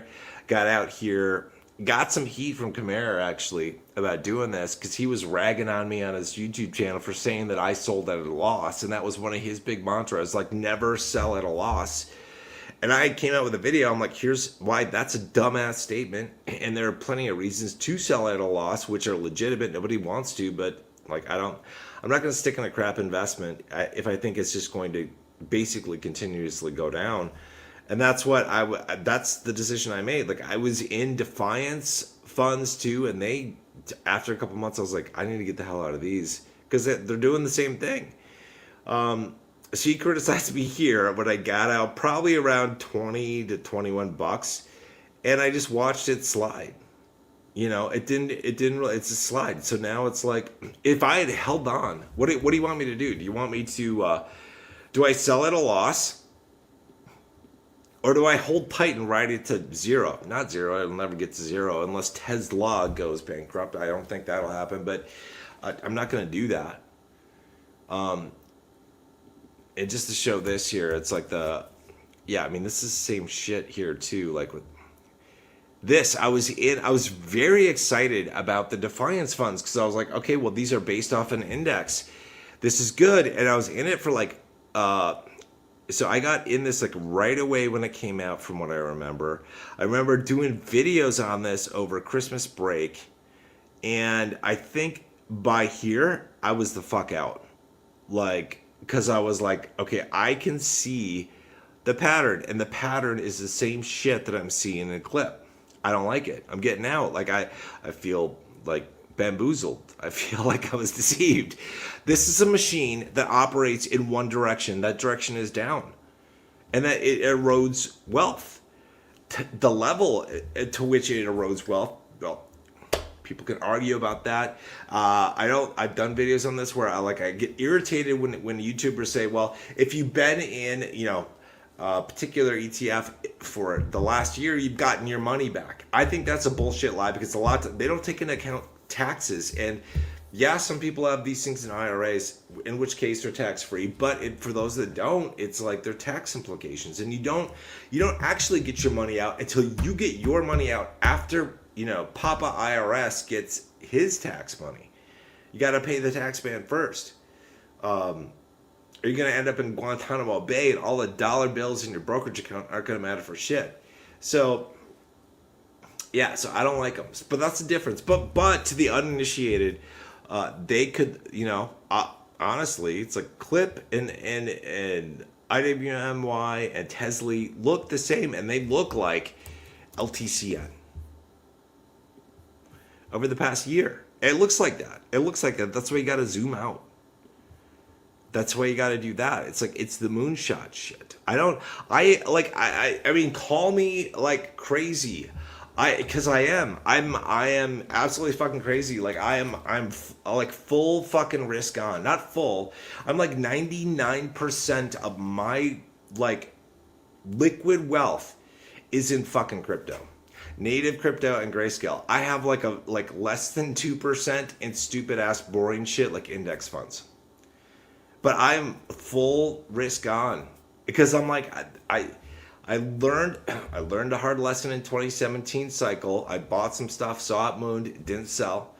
That was a great learning experience. 2020, I made a lot of money. Didn't sell everything. Wish I did. I'm gonna do it this cycle. I see what it can be. You can do. And now it's like rotation. I'm gonna rotate like nobody's business. Especially in native crypto. But yeah, I believe in it, because I see it. I see it for what it is. It's a pump and dump. I don't want. So this is great. Like, if you want, if you like tech, and you think tech is the future, and I think tech is the future and the past, and it's just, you could invest in an index fund like VGT. I've got some VGT. I'm gonna have more of it after the bull run, or you could just like be in VU, or I've got some VU too. It's like they're boring. They're safe. They go up and down, but not like crypto. Like, this is safe. This is like your safe Dave Ramsey retirement fund. Okay. This is the kind of shit that Dave Ramsey gets people into. He doesn't get them into the index. He gets them into mutual funds, which he never says what they are in his shows, but they're probably fairly similar to the index funds. Probably just have a higher load or higher fee. Okay, so, but yeah, see crypto for what it is. I mean, I think the tech is cool, but the tech honestly could also enslave all of us. Let's be real. The tech has the ability to remove the anonymity of cash, unless you use something like Monero or Pirate Chain, in which case a lot of countries might make it illegal. They might basically put you on the like terrorist watch list if you were to have found out to have had used or have owned Monero or Pirate Chain or something like Pivx or one of the other privacy cryptos, right? So there is that risk from crypto. But I mean, I see what it is. It's like, I don't know. I mean, so people have called like the naysayers of crypto, call it like a Ponzi scheme. And I think Warren Buffett has said it's like rat poison squared. I just want to let you know that if you're not aware, like fluoride that they put in your drinking water, like in the city, is used for rat poison. If you weren't aware of that, like you've been told it's good for your fucking teeth, but sodium fluoride is used to kill rats. I just want to let you know that in case you weren't aware. Some of you probably are. He thinks it's rat poison squared. Okay, that's fine. I mean, I think Warren Buffett is like, he's a big buy and hold guy, big swing trader guy over a long period of time generally, because he gets out of positions too. But he likes the growth. He's gonna probably stay away. I mean, look, he's like 145 years old right now. Like, he's not gonna be like, I'm gonna risk everything I have on Toshi. a meme crypto. He's not going to do that. He's made billions of dollars with very wise investing. I have massive respect for him. But I don't agree with him or Dave Ramsey or a lot of other people who are anti-crypto, because I see it for what it is in my eyes. It's a pump and dump scheme. I love these. Okay? So let's equate this to like, all right, single guys out there. All right? As a guy, like we have this innate desire to have a partner in life, right? You're drawn to the female side, generally speaking, right? To the female side because you feel like you want to take care of someone. You want the softer feminine side in your life, right? So then you get with a partner, right? Hopefully somebody that you really vibe with, and like you know, your sex life for a lot of people in a long-term relationship. They say that the last blowjob you get is right before you get married, and that wedding cake has like chemicals in it that just like kill off the sex, because so many people have what's quantified as a sexless marriage, like where sex doesn't happen at all or very infrequently, versus comparing that to when you are a single guy and you can do whatever the hell you want and you can have fun, right? So everybody in life likes variety. Doesn't matter. You don't want to eat the same shit every day, whether it's steak or spaghetti or Chinese or whatever. You don't want to eat the same shit every day. You want variety. And we want variety in everything. Everything we do, with movies, music, everything, right? This is a pump and dump scheme. It's changing things up. You want somebody new? You want to watch something new? You want to listen to something new? All right. Yeah. The music plays for a while. That's the pump. The music stops. That's the dump. The next song starts. That's the next cycle. You just move from, dance to dance, movie to movie, partner to partner. You have a lot of fun. Takes a while. It's a little frustrating because it takes you generally 4 years to get your next pump, right? It's kind of a long cycle. But if in each pump you can do a 10x or a 20x or a 50x or more in crypto and crypto related assets, that's a pretty good return. Far better, in my opinion, than like an index fund where it takes you, for example, 7 years to double your initial investment. Now, the compounding is very, very powerful. I'm going to have lots of index funds after the crypto run. That's the plan. Because even though they are slower, they are slower than crypto, they're still safer. There's less risk there, right? So I'll take some risk off the table after this run, at least in my big portfolio. In my small IRA, which hopefully won't be that small after this run, and my son's Roth, I'm going to go full bore again in crypto and crypto related assets, because I know that is the best way, in my opinion, to get super rich very fast. Very fast. I mean, very fast. So like, for example, in native crypto, there's more options for rotation, right? So one of the things I did, like my son's got a Roth IRA and he's got a UTMA account in Fidelity that I'm managing. They're fully in Grayscale. I'm going to rotate them, through Grayscale Trust, through the Bitcoin miners if I can, and then get them into inverse MicroStrategy, inverse Bitcoin, etc. on the downside. Right, and then pop back into crypto assets, probably in the fall of 26 maybe. If that looks like good timing. I'm going to do it again. Let's repeat. It isn't going to be until I get my IRA and his IRA up to a substantial size that I will basically start to de-risk and start to stick it in safer things. Like in my, I don't know what I'll get him up to. I don't know what I'll be able to do, but in a native crypto portfolio, there are so many more options. Like I said the other day in a video I did, I'm in like 3 dozen cryptos, so native cryptos, and I intend to rotate those things like nobody's business to the level I can. There's much better liquidity, right, in native crypto than in Grayscale, so it makes it easier to do. And with more options available in native crypto than there are in Grayscale, you have more options to choose from. And when things pop off at different times, right here, it's like, this looks like you've got to wait every 4 years or so to get the next pump. But the beauty of having hundreds of solid cryptos, I know we have like millions of cryptos now, but a lot of them are probably total shit coins. But to have hundreds of quality like cryptos to get into, like anything on this front page, even though some of these are memes, are probably still good memes. I mean, you go to the first like some of the things I'm in, like I'm in some that probably people wouldn't get into, like Telcoin. Telcoin is probably like number 400 or something. It's not going to be high on the list, but at 209, so it's almost in the top 200. Another one is Dent. Where is that? That is number 404. That's a farther out one, right? Smaller cap, but I like it. And Holochain, that's probably, I was going to say guess 200, it's 190. So these, like, if you stick in the top 200, you're probably, going to get a decent return. Now, you might not get a stupendous return, but I don't give a shit. I don't give a shit anymore. I've said this. I'll just say this. Like, so, what was this? Algorand, 3 cents. Okay, so this is like, so sometimes you don't get stupendous growth. You don't get moonshots in crypto. It's like Algorand. It did, if you got in around here, if you rotated in here, especially at 30 cents, and you were to cash out at, like, let's say on average, I'm not going to try to catch the fucking peaks. I don't know what they are. I'm just going to, like, if I were to average out very quickly, like get a good return, get the hell out of there.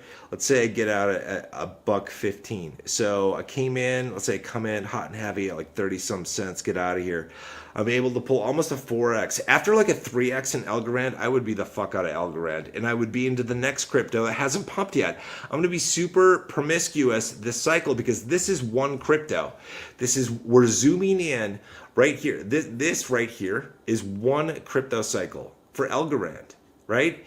And but in this time frame of 2020, I don't even know if somebody has a chart when these things launched. I made a spreadsheet of these things, like the top cryptos that I would get into, I think, or that I have. When they launched, they don't launch at the same time. So a few of them did, some of them didn't. I'm going to exploit that. I'm going to get into cryptos I'm in. If they do a 5x, I'm selling at least half of that and moving it to other cryptos that have not moved yet. And if they do a 10x, whatever's left in there, I'm probably going to sell that shit off. I don't care if they do a 50x or 100x in the bull run. I don't care. It's math. I can make more money by being promiscuous and getting a 3x, 5x, 7x, 10x in a bunch of different trusts. So if I get a 5x here and a 5x there, that's a 25x move right there. I get a 3x move on top of that, that's a 75x. I get another 3x, yeah, I'm over at 200x. So I don't need to pick the best crypto. I just need to watch my shit, check the timing, take profit, get the fuck out of a crypto before it crashes, because it's going to fucking crash. This shit's going to crash. Like, look at this. We go from here, bear market, let's say it's like 20 cents or something, up to like $1.90, and then it crashes again.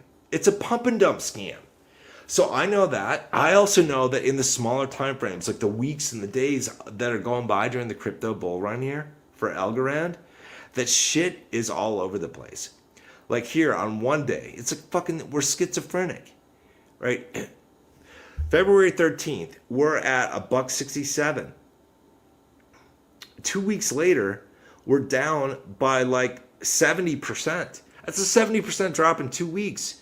If that were your woman or that were your man and they like 70% were fucking gone on you in 2 week period of knowing them, you wouldn't be very happy. So take profit, get the fuck out of there, because it's going to be a rocky road.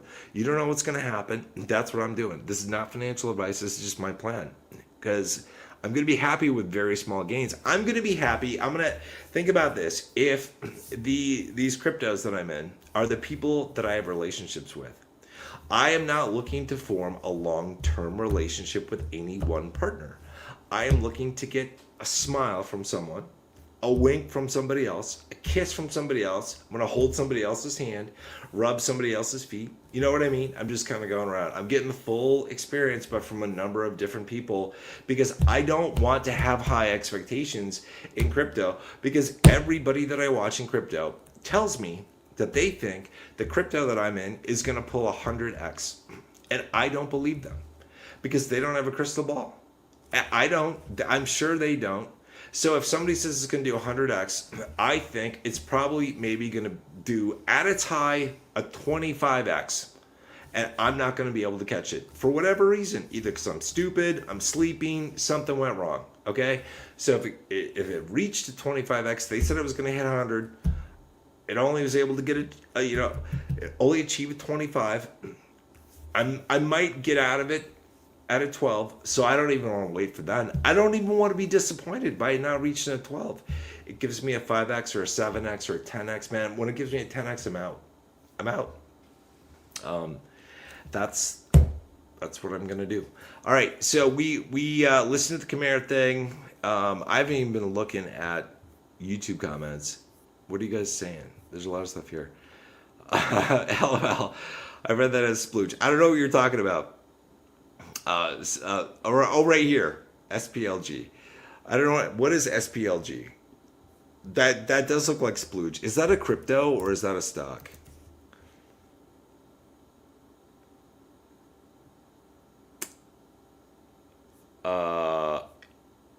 Is it just trying to?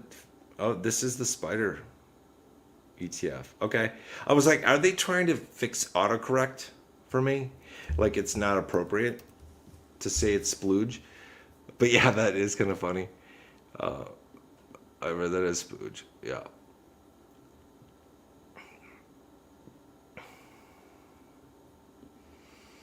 If this tariff hiccup, it's another reminder that the AI is pricing in the news in a millisecond and using human emotions to trade. Yeah, so this is so AI is gonna, the financial industry, like they back many years ago, there's actually a fascinating movie. It's not really a movie, it's a documentary on high frequency trading when it was first when it first hit the block, like the wars that the financial institutions basically had, like trying to build like the fastest microwave transceivers and the servers and all that shit to communicate in just microseconds to do really fast transactions. You and I as retail investors, we don't even we have we don't stand a chance against high frequency trading. But you can do like the dumb money stuff that I look at. I'm like, just buy low, sell high, and pick a new partner every week or two in the midst of the crypto run if you want, and you swap out, get a profit and move on.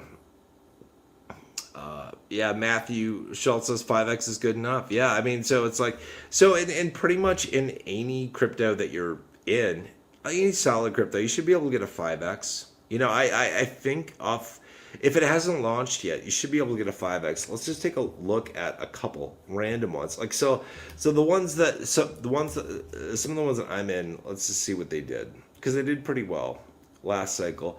Like this, if I were to have gotten in here, that's pretty good. 0.2 cents. I'm not going to count trying to get the highs. Let's take an average in here. Let's just say the average is here. So on average, like here, if you got in right before launch, I'm not saying like you get the best price ever. It's really hard to get that. But let's say you got in like right here. This is like a 10x right in here. That's a damn good return. So a 5x is pretty easy to do. Let's see what SHIB fucking took off. And this is like, I think Shiba was a late runner last cycle. This is an example of exploiting times. So last cycle, Shiba took off in October of 21. So a lot of the altcoins, like I've said before, launched in January of 21. So if you cash out of, like Zilliqa, VeChain, anything like Bitcoin Cash, you have a chance to roll some into Shiba. And Shiba's a solid meme. I don't think it's going away. Just like Doge. Somebody mentioned in the chat that the Doge chart was looking good. Let's take a look at Doge. Now let's take a look at Doge.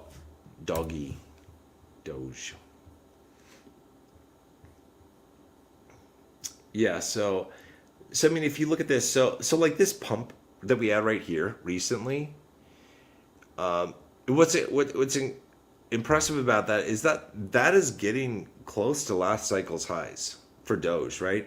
But I think that pump right here that looks big, right? It looks like a big erection right there. That thing is sort of like right here. It's like right here, that little pimple that's down there that you can barely fucking see. So I think Doge, I mean, if you just look at this chart, like I'm not a TA guy, right? I'm not even a crystal ball guy. I'm just like, well, if it did this much of a return pretty easily, I mean, this is only like, I say only, this is nothing to snark about. It went from 10 cents up to like, say 40. That's a 4x. That's a damn good return. A 4x is a damn good return. So the people that were in here took a 4x, they could get back here again, because this is like the warm-up pump right there. For Doge, like, what is Doge going to do? I don't even know what people are saying Doge could do. I haven't really looked at predictions for it. I just know that Doge might be one of the things that I rotate into, because it's got a huge market cap. It's very liquid. You can sell it easily on Coinbase, and I should be able to get at least a 3x out of it. And I'm hoping it runs late. Like, I'm hoping the ones that are really big market caps, very liquid, run some of the latest, because it'll make it easy to back out of them. That's what I'm thinking. So, Paul Costa says splooge is similar to boo. Okay, splooge is similar to boo. So yeah, I think we should just call it splooge. All right, shit was good to me for last year. 2 little pumps that I trimmed out of. Got to start trimming out of these as they rise 25% or so. Yeah, stocks for days. It's not a bad idea. So like one of the guys in YouTube space, his is called Oracle. Maybe some of you guys have seen his stuff. He's actually got a number of channels, like a couple on crypto. He does high yield stuff. He's kind of braggadocious, attacks everybody. I watch him for fun and entertainment. I learned some stuff there too. But one of the things he does, what he does is he rebrands old ideas as a new thing. Like he's like, I'm gonna profit rip. This is profit ripping. I'm going to teach you about profit ripping. Really, all that is just repackaged or renamed scalping, swing trading, taking profit. That's what it is. But it's a good idea. Like, and the way he does it, he's been talking about doing it like in the high yield dividend ETFs, right? Where you're not getting like a 4 or 5x like you can in crypto, like over the course of like a couple of weeks. In the ETFs, you might only get a 10, 15, 20% pump. And he's just like, you know what? He's figured out like how these work. And he just like slices right off the top. He's like, I'm going to take some cash out, because he knows they're going to correct. You know, they're all over the place. Same type of scenario in crypto, but for a lot of these things, you can just, you can get in and out pretty easily. Not ETCG, Ethereum Classic. Ethereum Classic, I think, ran late last cycle, so this was, or no, it actually, well, kind of mid cycle for the alt. So I would say, like, if you were to have rotated into Ethereum Classic, like beginning of April 21 at $13, and then you cash out someplace in here, 57. Because I'm not going to try to time the high and shit. I'm just not going to do it. It's not worth my time. That's what did I say the price was here? Like 11, like got it, let's say 11, $13 somewhere in there. You're still able to pull like a 4x, and that's solid. Like it's get a 4x here. You take your 4x and you go into Shiba or something else that isn't pumped. And so it's all math. Look, if you get a you know, real simple terms, if Litecoin or Stellar is one of the first ones to take off for Bitcoin Cash, and you get a 5 or 10x, you cash out of there, and then you get like a 5x out of Ethereum Classic, and then you get a 5x out of SHIB, then that's 125x return pre-tax. That's pretty damn good return.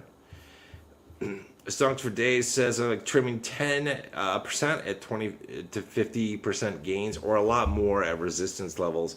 You won't get the top, but it works while protecting profits. Yeah, that's a good idea. It's a good idea. And I was thinking about doing that maybe after the crypto run, like having some money to kind of play with some of the swing trading. I've been watching stuff like many of you probably watch a channel called Investing for Freedom. I can't remember the guy's name. Maybe I don't even know. I don't know if he's even said his name. But he does swing trading. And I was like, well, you know, we have a lot of assets, especially in the crypto world, that are very volatile. And even in the boringness of crypto winter, you can still make money if you buy the dips and sell the highs. They're just not as extreme as what you get between crypto winter prices and bull run prices. But they don't have to be. You can just, if you get a 10, 20, 30% gain on something, You can sell that entire gain off you if you want, or sell 100% of the entire asset if you want and take the gain, go elsewhere. So Matthew says the bull run starts when ETH pumps. It could. Let's actually take a look at ETH. When did ETH pump last cycle? Let's take a look at that. Not that we're going to repeat last cycle. So ETH pumped, like, I mean, so I guess I would say that the ETH pump started here. Like, let's just say November 1st. And that's about when LTC and BCHG took off. So that's, you could say that's the case. So if you look at this chart of last cycle, you can see that there were little bumps, right, along the way where people probably were really ecstatic to hit 273, and then it dropped, crashed to half that, right? So this is a 50% drop. They're like pissed off. They're like, ETH sucks. ETH is dead, you know? And that was out here. And I feel like that what we've seen right here in the past couple of months with ETH is that it's the little dinky rises right here. It's this shit that's going on right now, and we have not seen this yet. So I haven't looked at Ethereum price estimates, what people think it could get up to. I mean, if I just look at the chart, it seems to me like we could hit 10,000 per ETH. I mean, what do you guys think? I mean, doesn't like a 10,000 Ethereum price seem like a decent high for this cycle? And that from right here, that's a damn nice return. That's a 6x. I mean, it could be really good. Yeah. XDead, I see that the coach is in the house. That's cool. Hold on, let me get to you a second. Hopefully Cesar's enjoying his vacation, but I need, yeah. Okay, well, when H10 and his ECSH update, when 40. So let's just take a look at this real quick. Welcome, Coach. I'll read your comment in a minute. Put it up on the screen. So let's take a look at. Let's take a look at HZen. So I have a little bit of these smaller trusts because they could be potentially very explosive. So, you know, if you bought, let's just say you bought here at $1.80, went up to $7.70, pretty nice. We haven't even seen the bull run yet for this. So let's take a look at Zen, the underlying native crypto associated with this. And let's just see what it did last cycle. Because Zen has some, Horizon has some very good. So one of the things about HZen, you notice the chart for the Grayscale Trust didn't start till October of 21. That was basically after Horizon, the crypto, was done doing its bull run. So end of October 21 this is where it is. So let's just show you. October of 21 was right there. Well, I guess it was right there. So it was like we're right at the end. Yeah, right here, right towards the end. So it would have been probably pretty close. But you notice like the price of the trust is that doesn't look like the premiums were very good. We've got pretty decent premiums actually on Horizon right now, I think, still. So the Horizon is one of these cryptos that has the potential, Cesar thinks, to potentially do 100x. Now, when somebody says that, whether it's Cesar or somebody else, I don't count on that. I'm like, okay, if it could theoretically hit 100x, then it's a lot easier to hit 50 than 100. So, and then it's a lot easier to hit a 25. So I'm like, okay, and then I might not even hit a 25. Like I'm just a dumbass crypto trader, and I can only get a 10x. That's still fucking awesome. A 10x, holy shit. And then you take the 10x and you run to the next crypto or the next trust or whatever. But this, I mean, if you look at the chart of Zen, Horizon, it's got a long way to go. Even if we get back to, let's just say last cycle's averages, right? Let's like $100 or something. I mean, you're still looking like a 10x from here. And on top of that 10x, you have premiums in play on HZen. So I think you'll be fine. ZCSH is probably the same thing. I don't know. I've seen good predictions for ZCSH. I'm not sure it'll do as well as Horizon, but I mean the prices right now on the trusts are dirt fucking cheap, and I do not think reflect anywhere where they're gonna be. They're gonna be really good. So let's take a look at Zcash, ZEC, native crypto.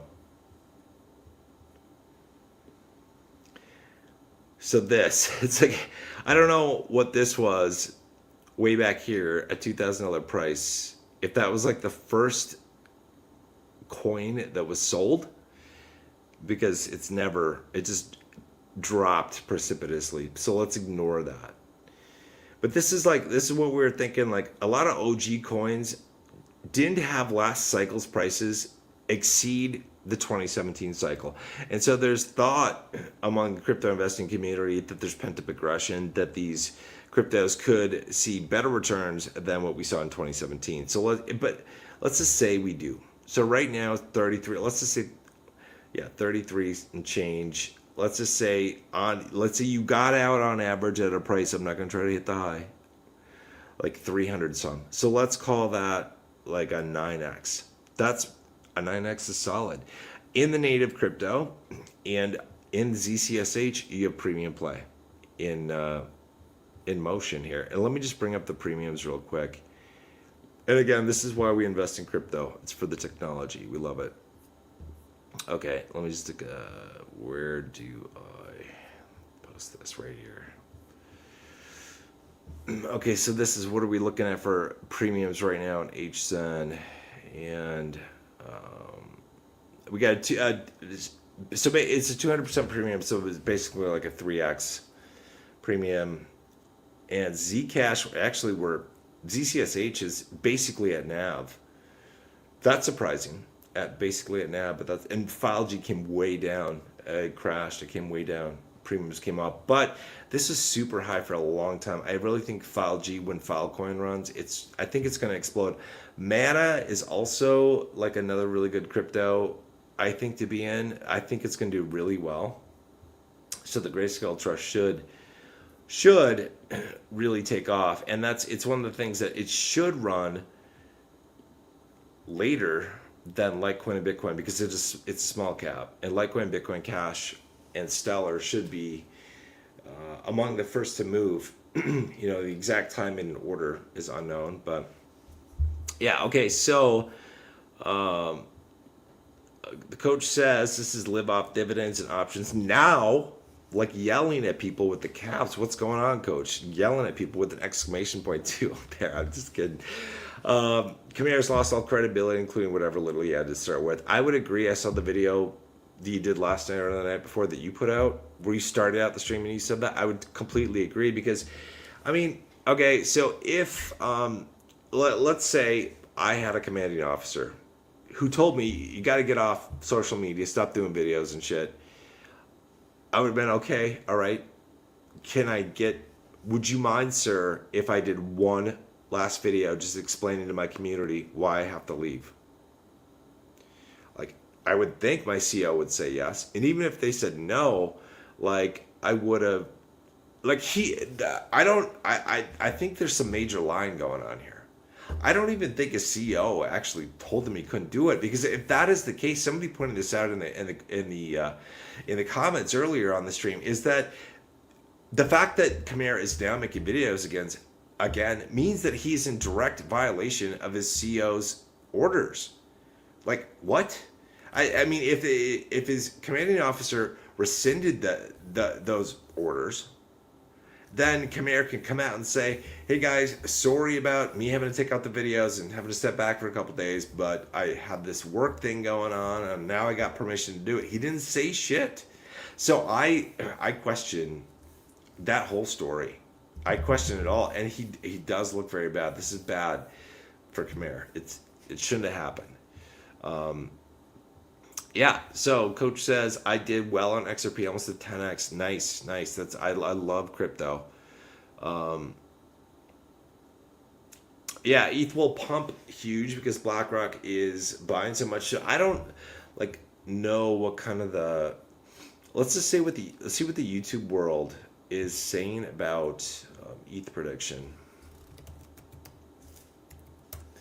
I don't know, and I just take like I want to see somebody's thumbnail with like the price on it, because I don't want to watch a video.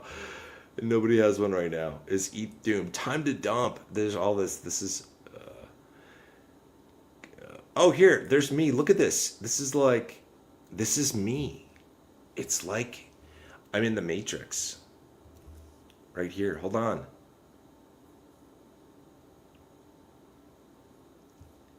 This is embedded right here as I'm scrolling through the feed. Look at that's amazing. Okay. I don't know what people are saying for ETH. I would actually let me go back to Discord, because I had for some of this stuff. It's like,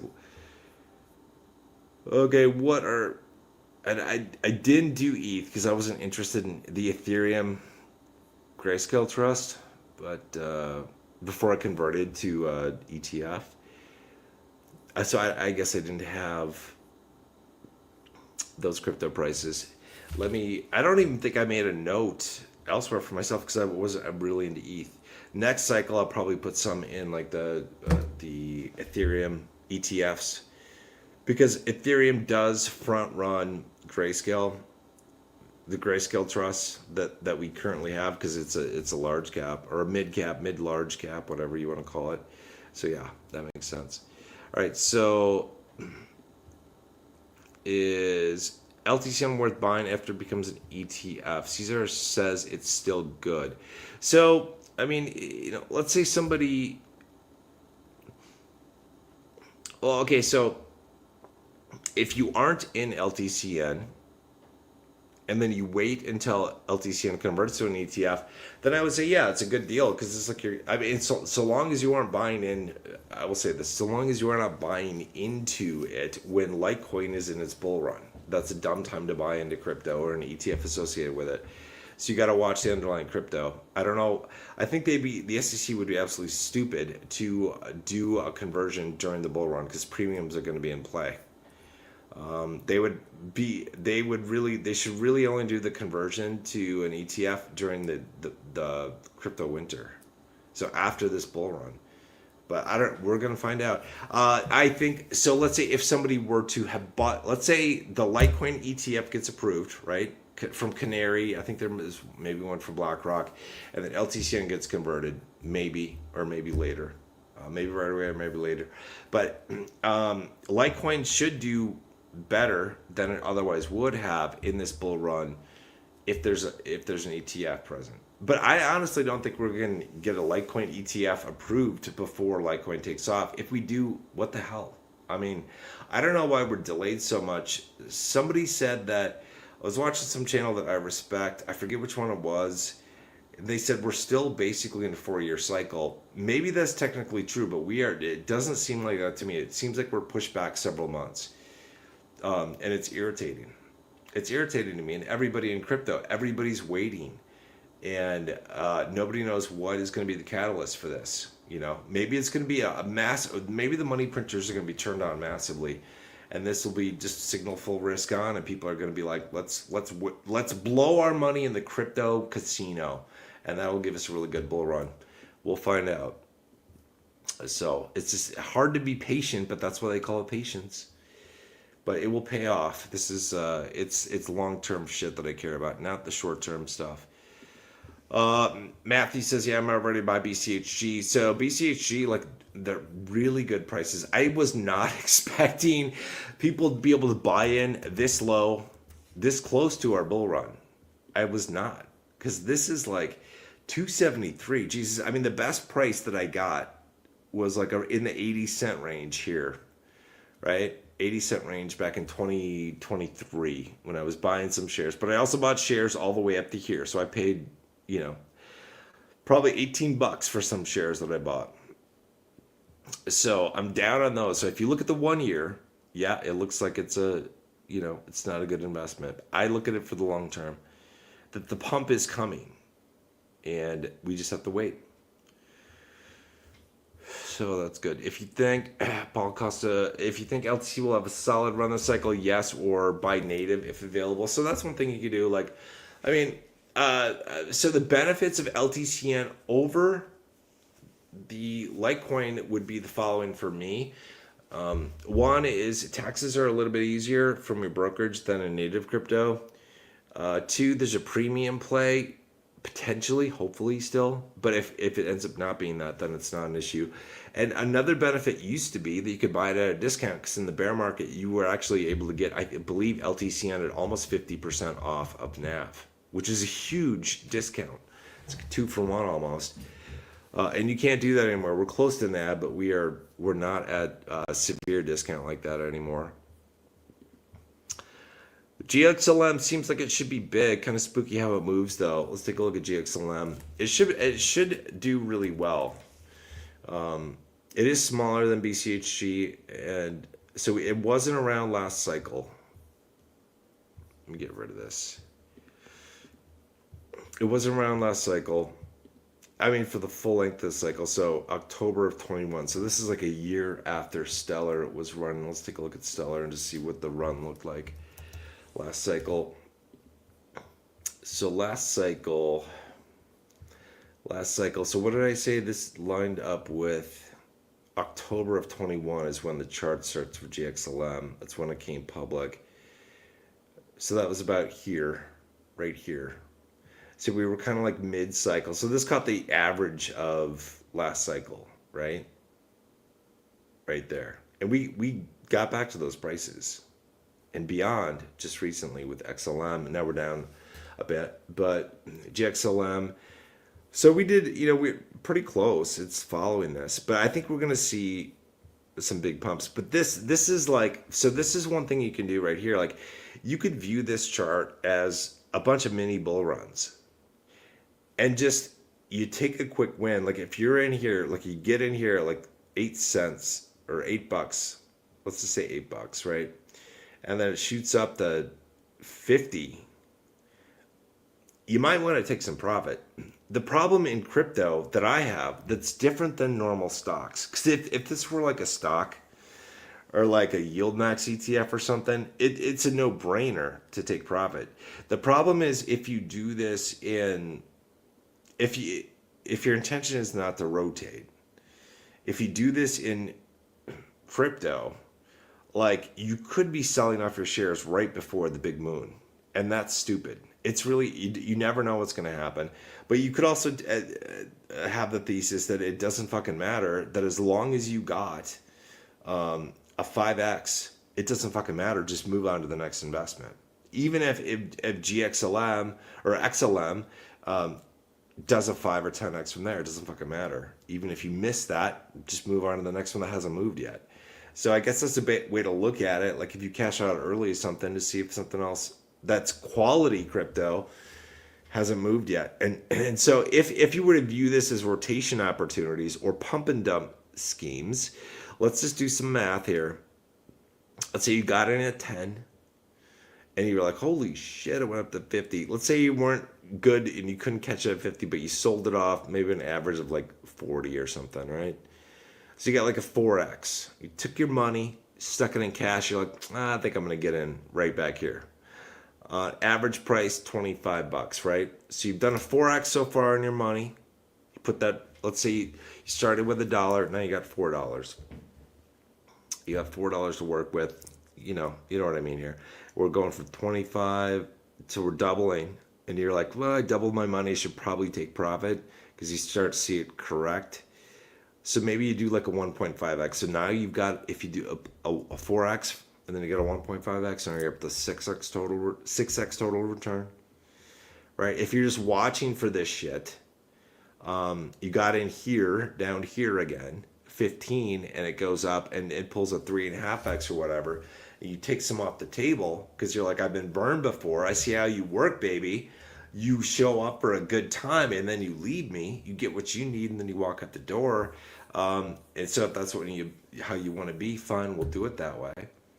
You just, as long as you learn how to play the game, you could do this. And you could actually have a really good return just by doing this. This is like short term. It's not day trading. It's like swing trading. It's a little longer period. You have to wait a little bit. But I mean, it's like if you were to have gotten, like this happened, pump started last week in June, and you had almost a month to get out. That's a pretty good time frame. This one, March, again about a month, pretty good time frame. Then you got to wait a long time. Then you get another pump again. So GXLM should do good. I think it should do good. Worst case, LTCN at NAB. Best case, LTC NAB plus premiums. Yeah, I mean, we're basically... so I sort of like, when I look at things, I sort of like, I want to think worst case scenario, because then your expectations are low. Like, I had really high hopes for LTCN. I hope it gets there to where we were thinking it was going to get like a year ago, like massive, like 50x plus returns. I want that for all of us. But I like to look at a worst case. So the premium, we're basically at NAV. This is like, there's like no premium. It's like 0.62. We're basically at NAV. So right now, let's say we stick to NAV, right? If it's converted to an ETF, that means we ride Litecoin's ass at NAV. And Litecoin, I mean, Caesar thinks it can get up to $6,000. And that's a pretty good move for Litecoin. I don't know if we can get there. It might only get up to 1,500. Let's see where we are right now. Let's say it gets up to a quarter of that, to 1,500. 1,500 is still a 20x from here. I mean, that's still an insane move. Even last cycle, even if it gets up to like, even if topped off from 300, but let's say it's hovering, it's in this 200 range, right? You're looking at like a 3 to 4x from here. Plus, I mean, I don't know. We're all hoping it performs a lot better and just goes a lot higher. People are saying, like, conservatively, they're not saying 6,000. 6,000 is like that. We'd love to see Litecoin at 6,000. It's a long shot. That's like, what is that? Like an 80 some x from here, 85x, something like that. It's a big. That's a really big move for an OG crypto with a large market cap like Litecoin. I don't think that's going to happen. It'd be awesome if it does. It could be the best bull run ever. I don't know. There's a lot of pent up aggression here, like, or pent up. Maybe not aggression, but like suspense. It's like, because we've had to wait longer. I mean, if it's been a while since you've been with someone, it's like you have a lot of pent up aggression, right? You know what I mean? That aggression's the wrong word, but you know what I mean? Excitement. And it's like, what you're going to try to make it extra special and boombastic when it does happen. I don't know what's going to happen. I would think we could at least get up to $1,000 on Litecoin. I would think we'd be able to do that. But I don't think, personally, like I said, in native crypto, at least, I'm not trying to catch the high. And in Grayscale, in my Roth, my son's Roth, my UTMA, I'm not gonna try to hold on to my LTCN or BCHG shares to see enormous heights. I might hang on to a couple just to be able to say I cashed out. But if I do the math, I'm better off just cutting and running after I get a 5 to 10x and just moving on to the next thing that hasn't popped. Because we have several trusts that we can invest in. We also have the miners that probably aren't going to pull 5x or a 10x, a lot of them, but you might get a 2 or 3x out of them. And they're large market cap with should be no liquidity problems. There are a few exceptions, like 2 exceptions. I made a list in Discord to watch out for. And I'll be talking about this when we're in the thick of things and we're rotating. Because I'm going to rotate. I'm turning my son's Roth into something huge. And right now it is sitting at like $4,000. I'm going to do what I can to get that thing to $500,000. I'm gonna see if it's possible. It's only possible if things pop off at different times. So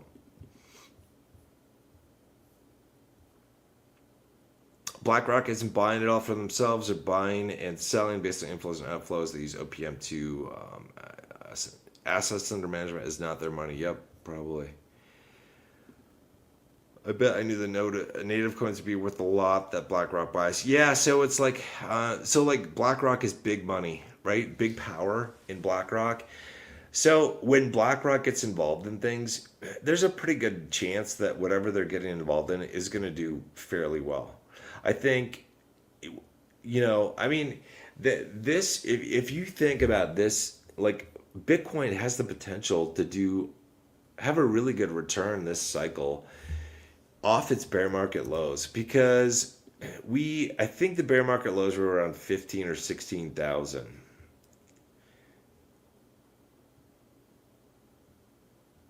Let me just zoom in here. How do I do this? I think it was around like our bear market lows. Let's just call it 16,000. It might have dumped lower. Sometimes these charts don't actually get the daily or the midday drops, but let's just say 16,000. I mean, I think it's pretty feasible for Bitcoin to do a 10x off the bear market bottom, get up to 160. That's a 2x from here, right? You'd be able to double if you were able to, if that's what it got up to and you were able to catch the high, you'd be able to double your investment. But from this point, but I mean, I think it's also like a lot of people also think that it's feasible. It's on the table that Bitcoin might hit like around 250,000, which is like a 3x from here. And that's pretty crazy because I mean that's a massive move. Even a 10x move for Bitcoin. Bitcoin is a fucking whale. I mean, it's like the market cap $1.6 trillion in Bitcoin. That's huge, and it's like it's not easy to move that amount of money. I mean, it's technically not that amount of money. That's like paper. It's like a balloon. It's not. There's not really all that money in there, but. Yeah, it's a pretty big move for Bitcoin if we were to get to 250,000. And if we ever get to the point where it's like 500,000, man, it's game on. It means we're going to have like just a freaking awesome altcoin season. Just consider that Litecoin is like a staple now, and it has XRP type chart and it has mining. Yeah, so it should be. Let's just take a look at XRP and just see what XRP looks like. So like if for people in XRP, like they were in at like 50 cents, for example, and you're able to, like if you took profit in here, I mean, you were looking at like a 5 or 6x, very similar to Stellar, right? So Stellar and XRP, they're kind of related. I think actually the story is that XLM shares some of the code that XRP has. I think XLM uses consensus mechanism for its blockchain, or does it, I think it's different than XRP and a lot of other cryptos. XLM is, but they're like cousins, kind of. They're part of the Xcoin conspiracy. So yeah, so with XRP2, like last cycle, its high last cycle did not exceed its first cycle high, or the 2017 cycle. That wasn't its first cycle, I don't think. Yeah, no, its first cycle is back here. But this pump that we just recently had for XRP basically got us back to the all-time high for XRP, right? That very fast move, like the God candle, right? The God candle here in 2017, we were going from like 25 cents up to $3. I mean, that's a pretty nice move. Yet you didn't have a whole lot of time here. What was the amount of, like, you had less than a week to get out at really good prices. But again, I think this thing that we saw here is like this out here. It's the little pimple out here, the road rash before the big pump. I think XRP easily has like a 5 to 10x in it this cycle from where it's at right now. And Litecoin has not seen that jump, because basically XRP and XLM leveled up. They leveled up. They did like a 5x or 6x off their recent bear market. Now, Stellar has given some of that back. I've been buying Stellar because it gave half of that gain back. I mean, I had some here where it was like 9-10 cents and shit, and then it went up to a little over 50 cents, 53 cents, but it's given a lot of that back. So I've been buying Stellar right here because I think, like I said, at the minimum, very conservative values for Stellar are to reach at least 250 Probably $5 to $10 is probably reasonable this cycle. LTC, let's just take a look at it. So I don't know. I think we'll do really good. We're not gonna know till it's all over, but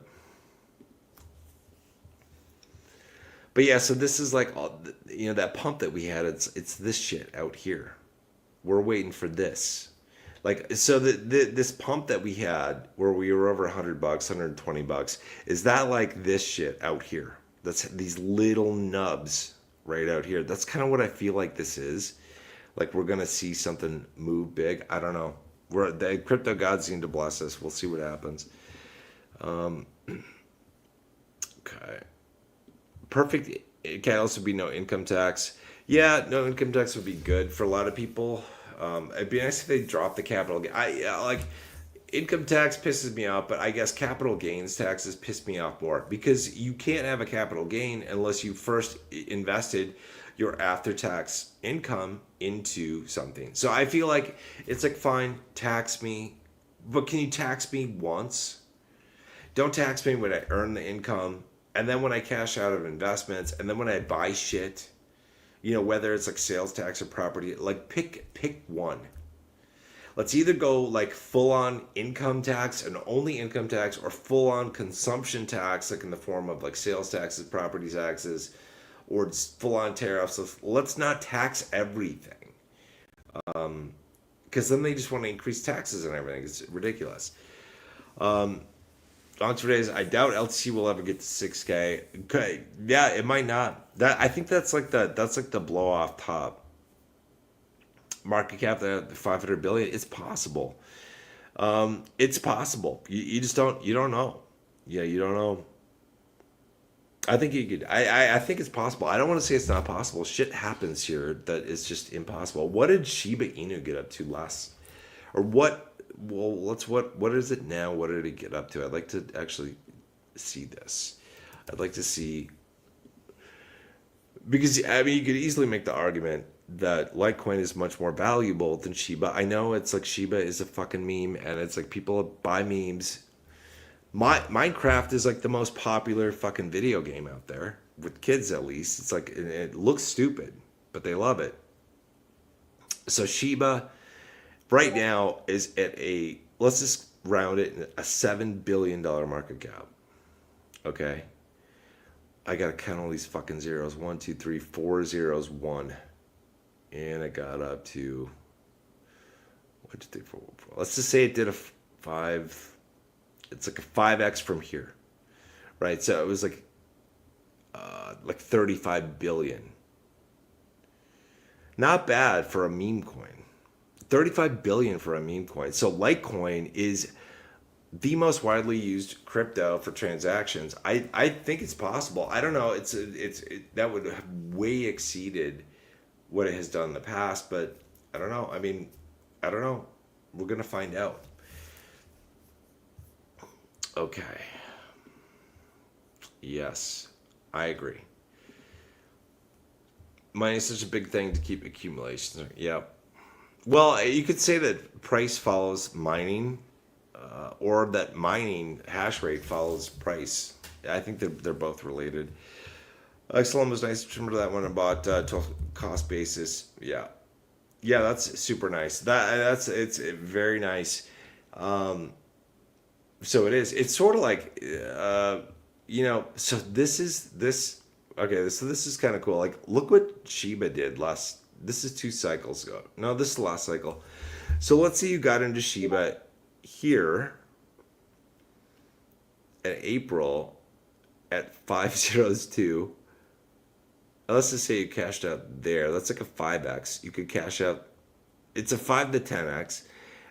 And then you got back in here. Well, then you're pulling another 5x or whatever. It's just, you have opportunities there. All right, I think we were like 2.5 hours. This has gone on long enough. What could HZen? I hope LTCN hits at least $100. That would be awesome. I think so. I mean, LTCN, okay, then I'll talk about HZen real quick. LTCN, last cycle, I don't, when I look at the heights, when I try to think of like cashing out, I'm not going to try to fucking time heights and shit. So last cycle, let me get rid of this here.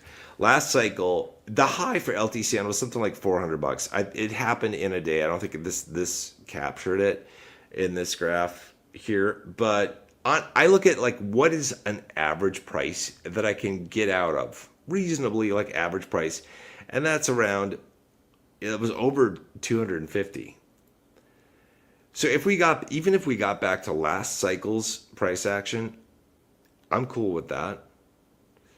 I mean, that's like from here where we are right now, that's like a what is it, like a 35x or something. I'd be really happy with that. And even go to 100x from here, I think a lot of people would be happy with that because that's like a 13x from here. So yeah, I mean, yeah, but we don't know. We're waiting on the bull run to start for the altcoins, and we don't know what the SEC date would be. Okay, so let me bring this up. What could HZen reach this cycle? I put this stuff in Discord, actually. Let me just go to this. So I collected like prediction stuff, predicted highs coming from like Caesar and other people's stuff. Because some of Caesar didn't always talk about all the stuff. So I had to look at other people's TA and predictions for different cryptos and then kind of do some extrapolation based on what I thought premiums could be. So HZen, this is a really big range.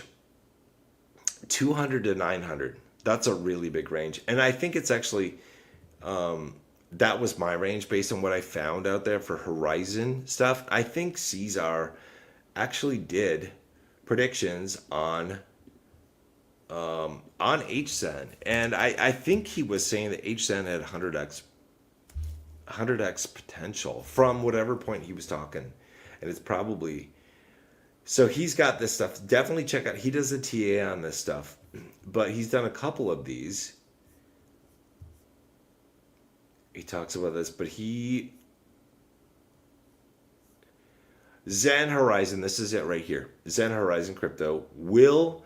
So Caesar. This is 2 months ago.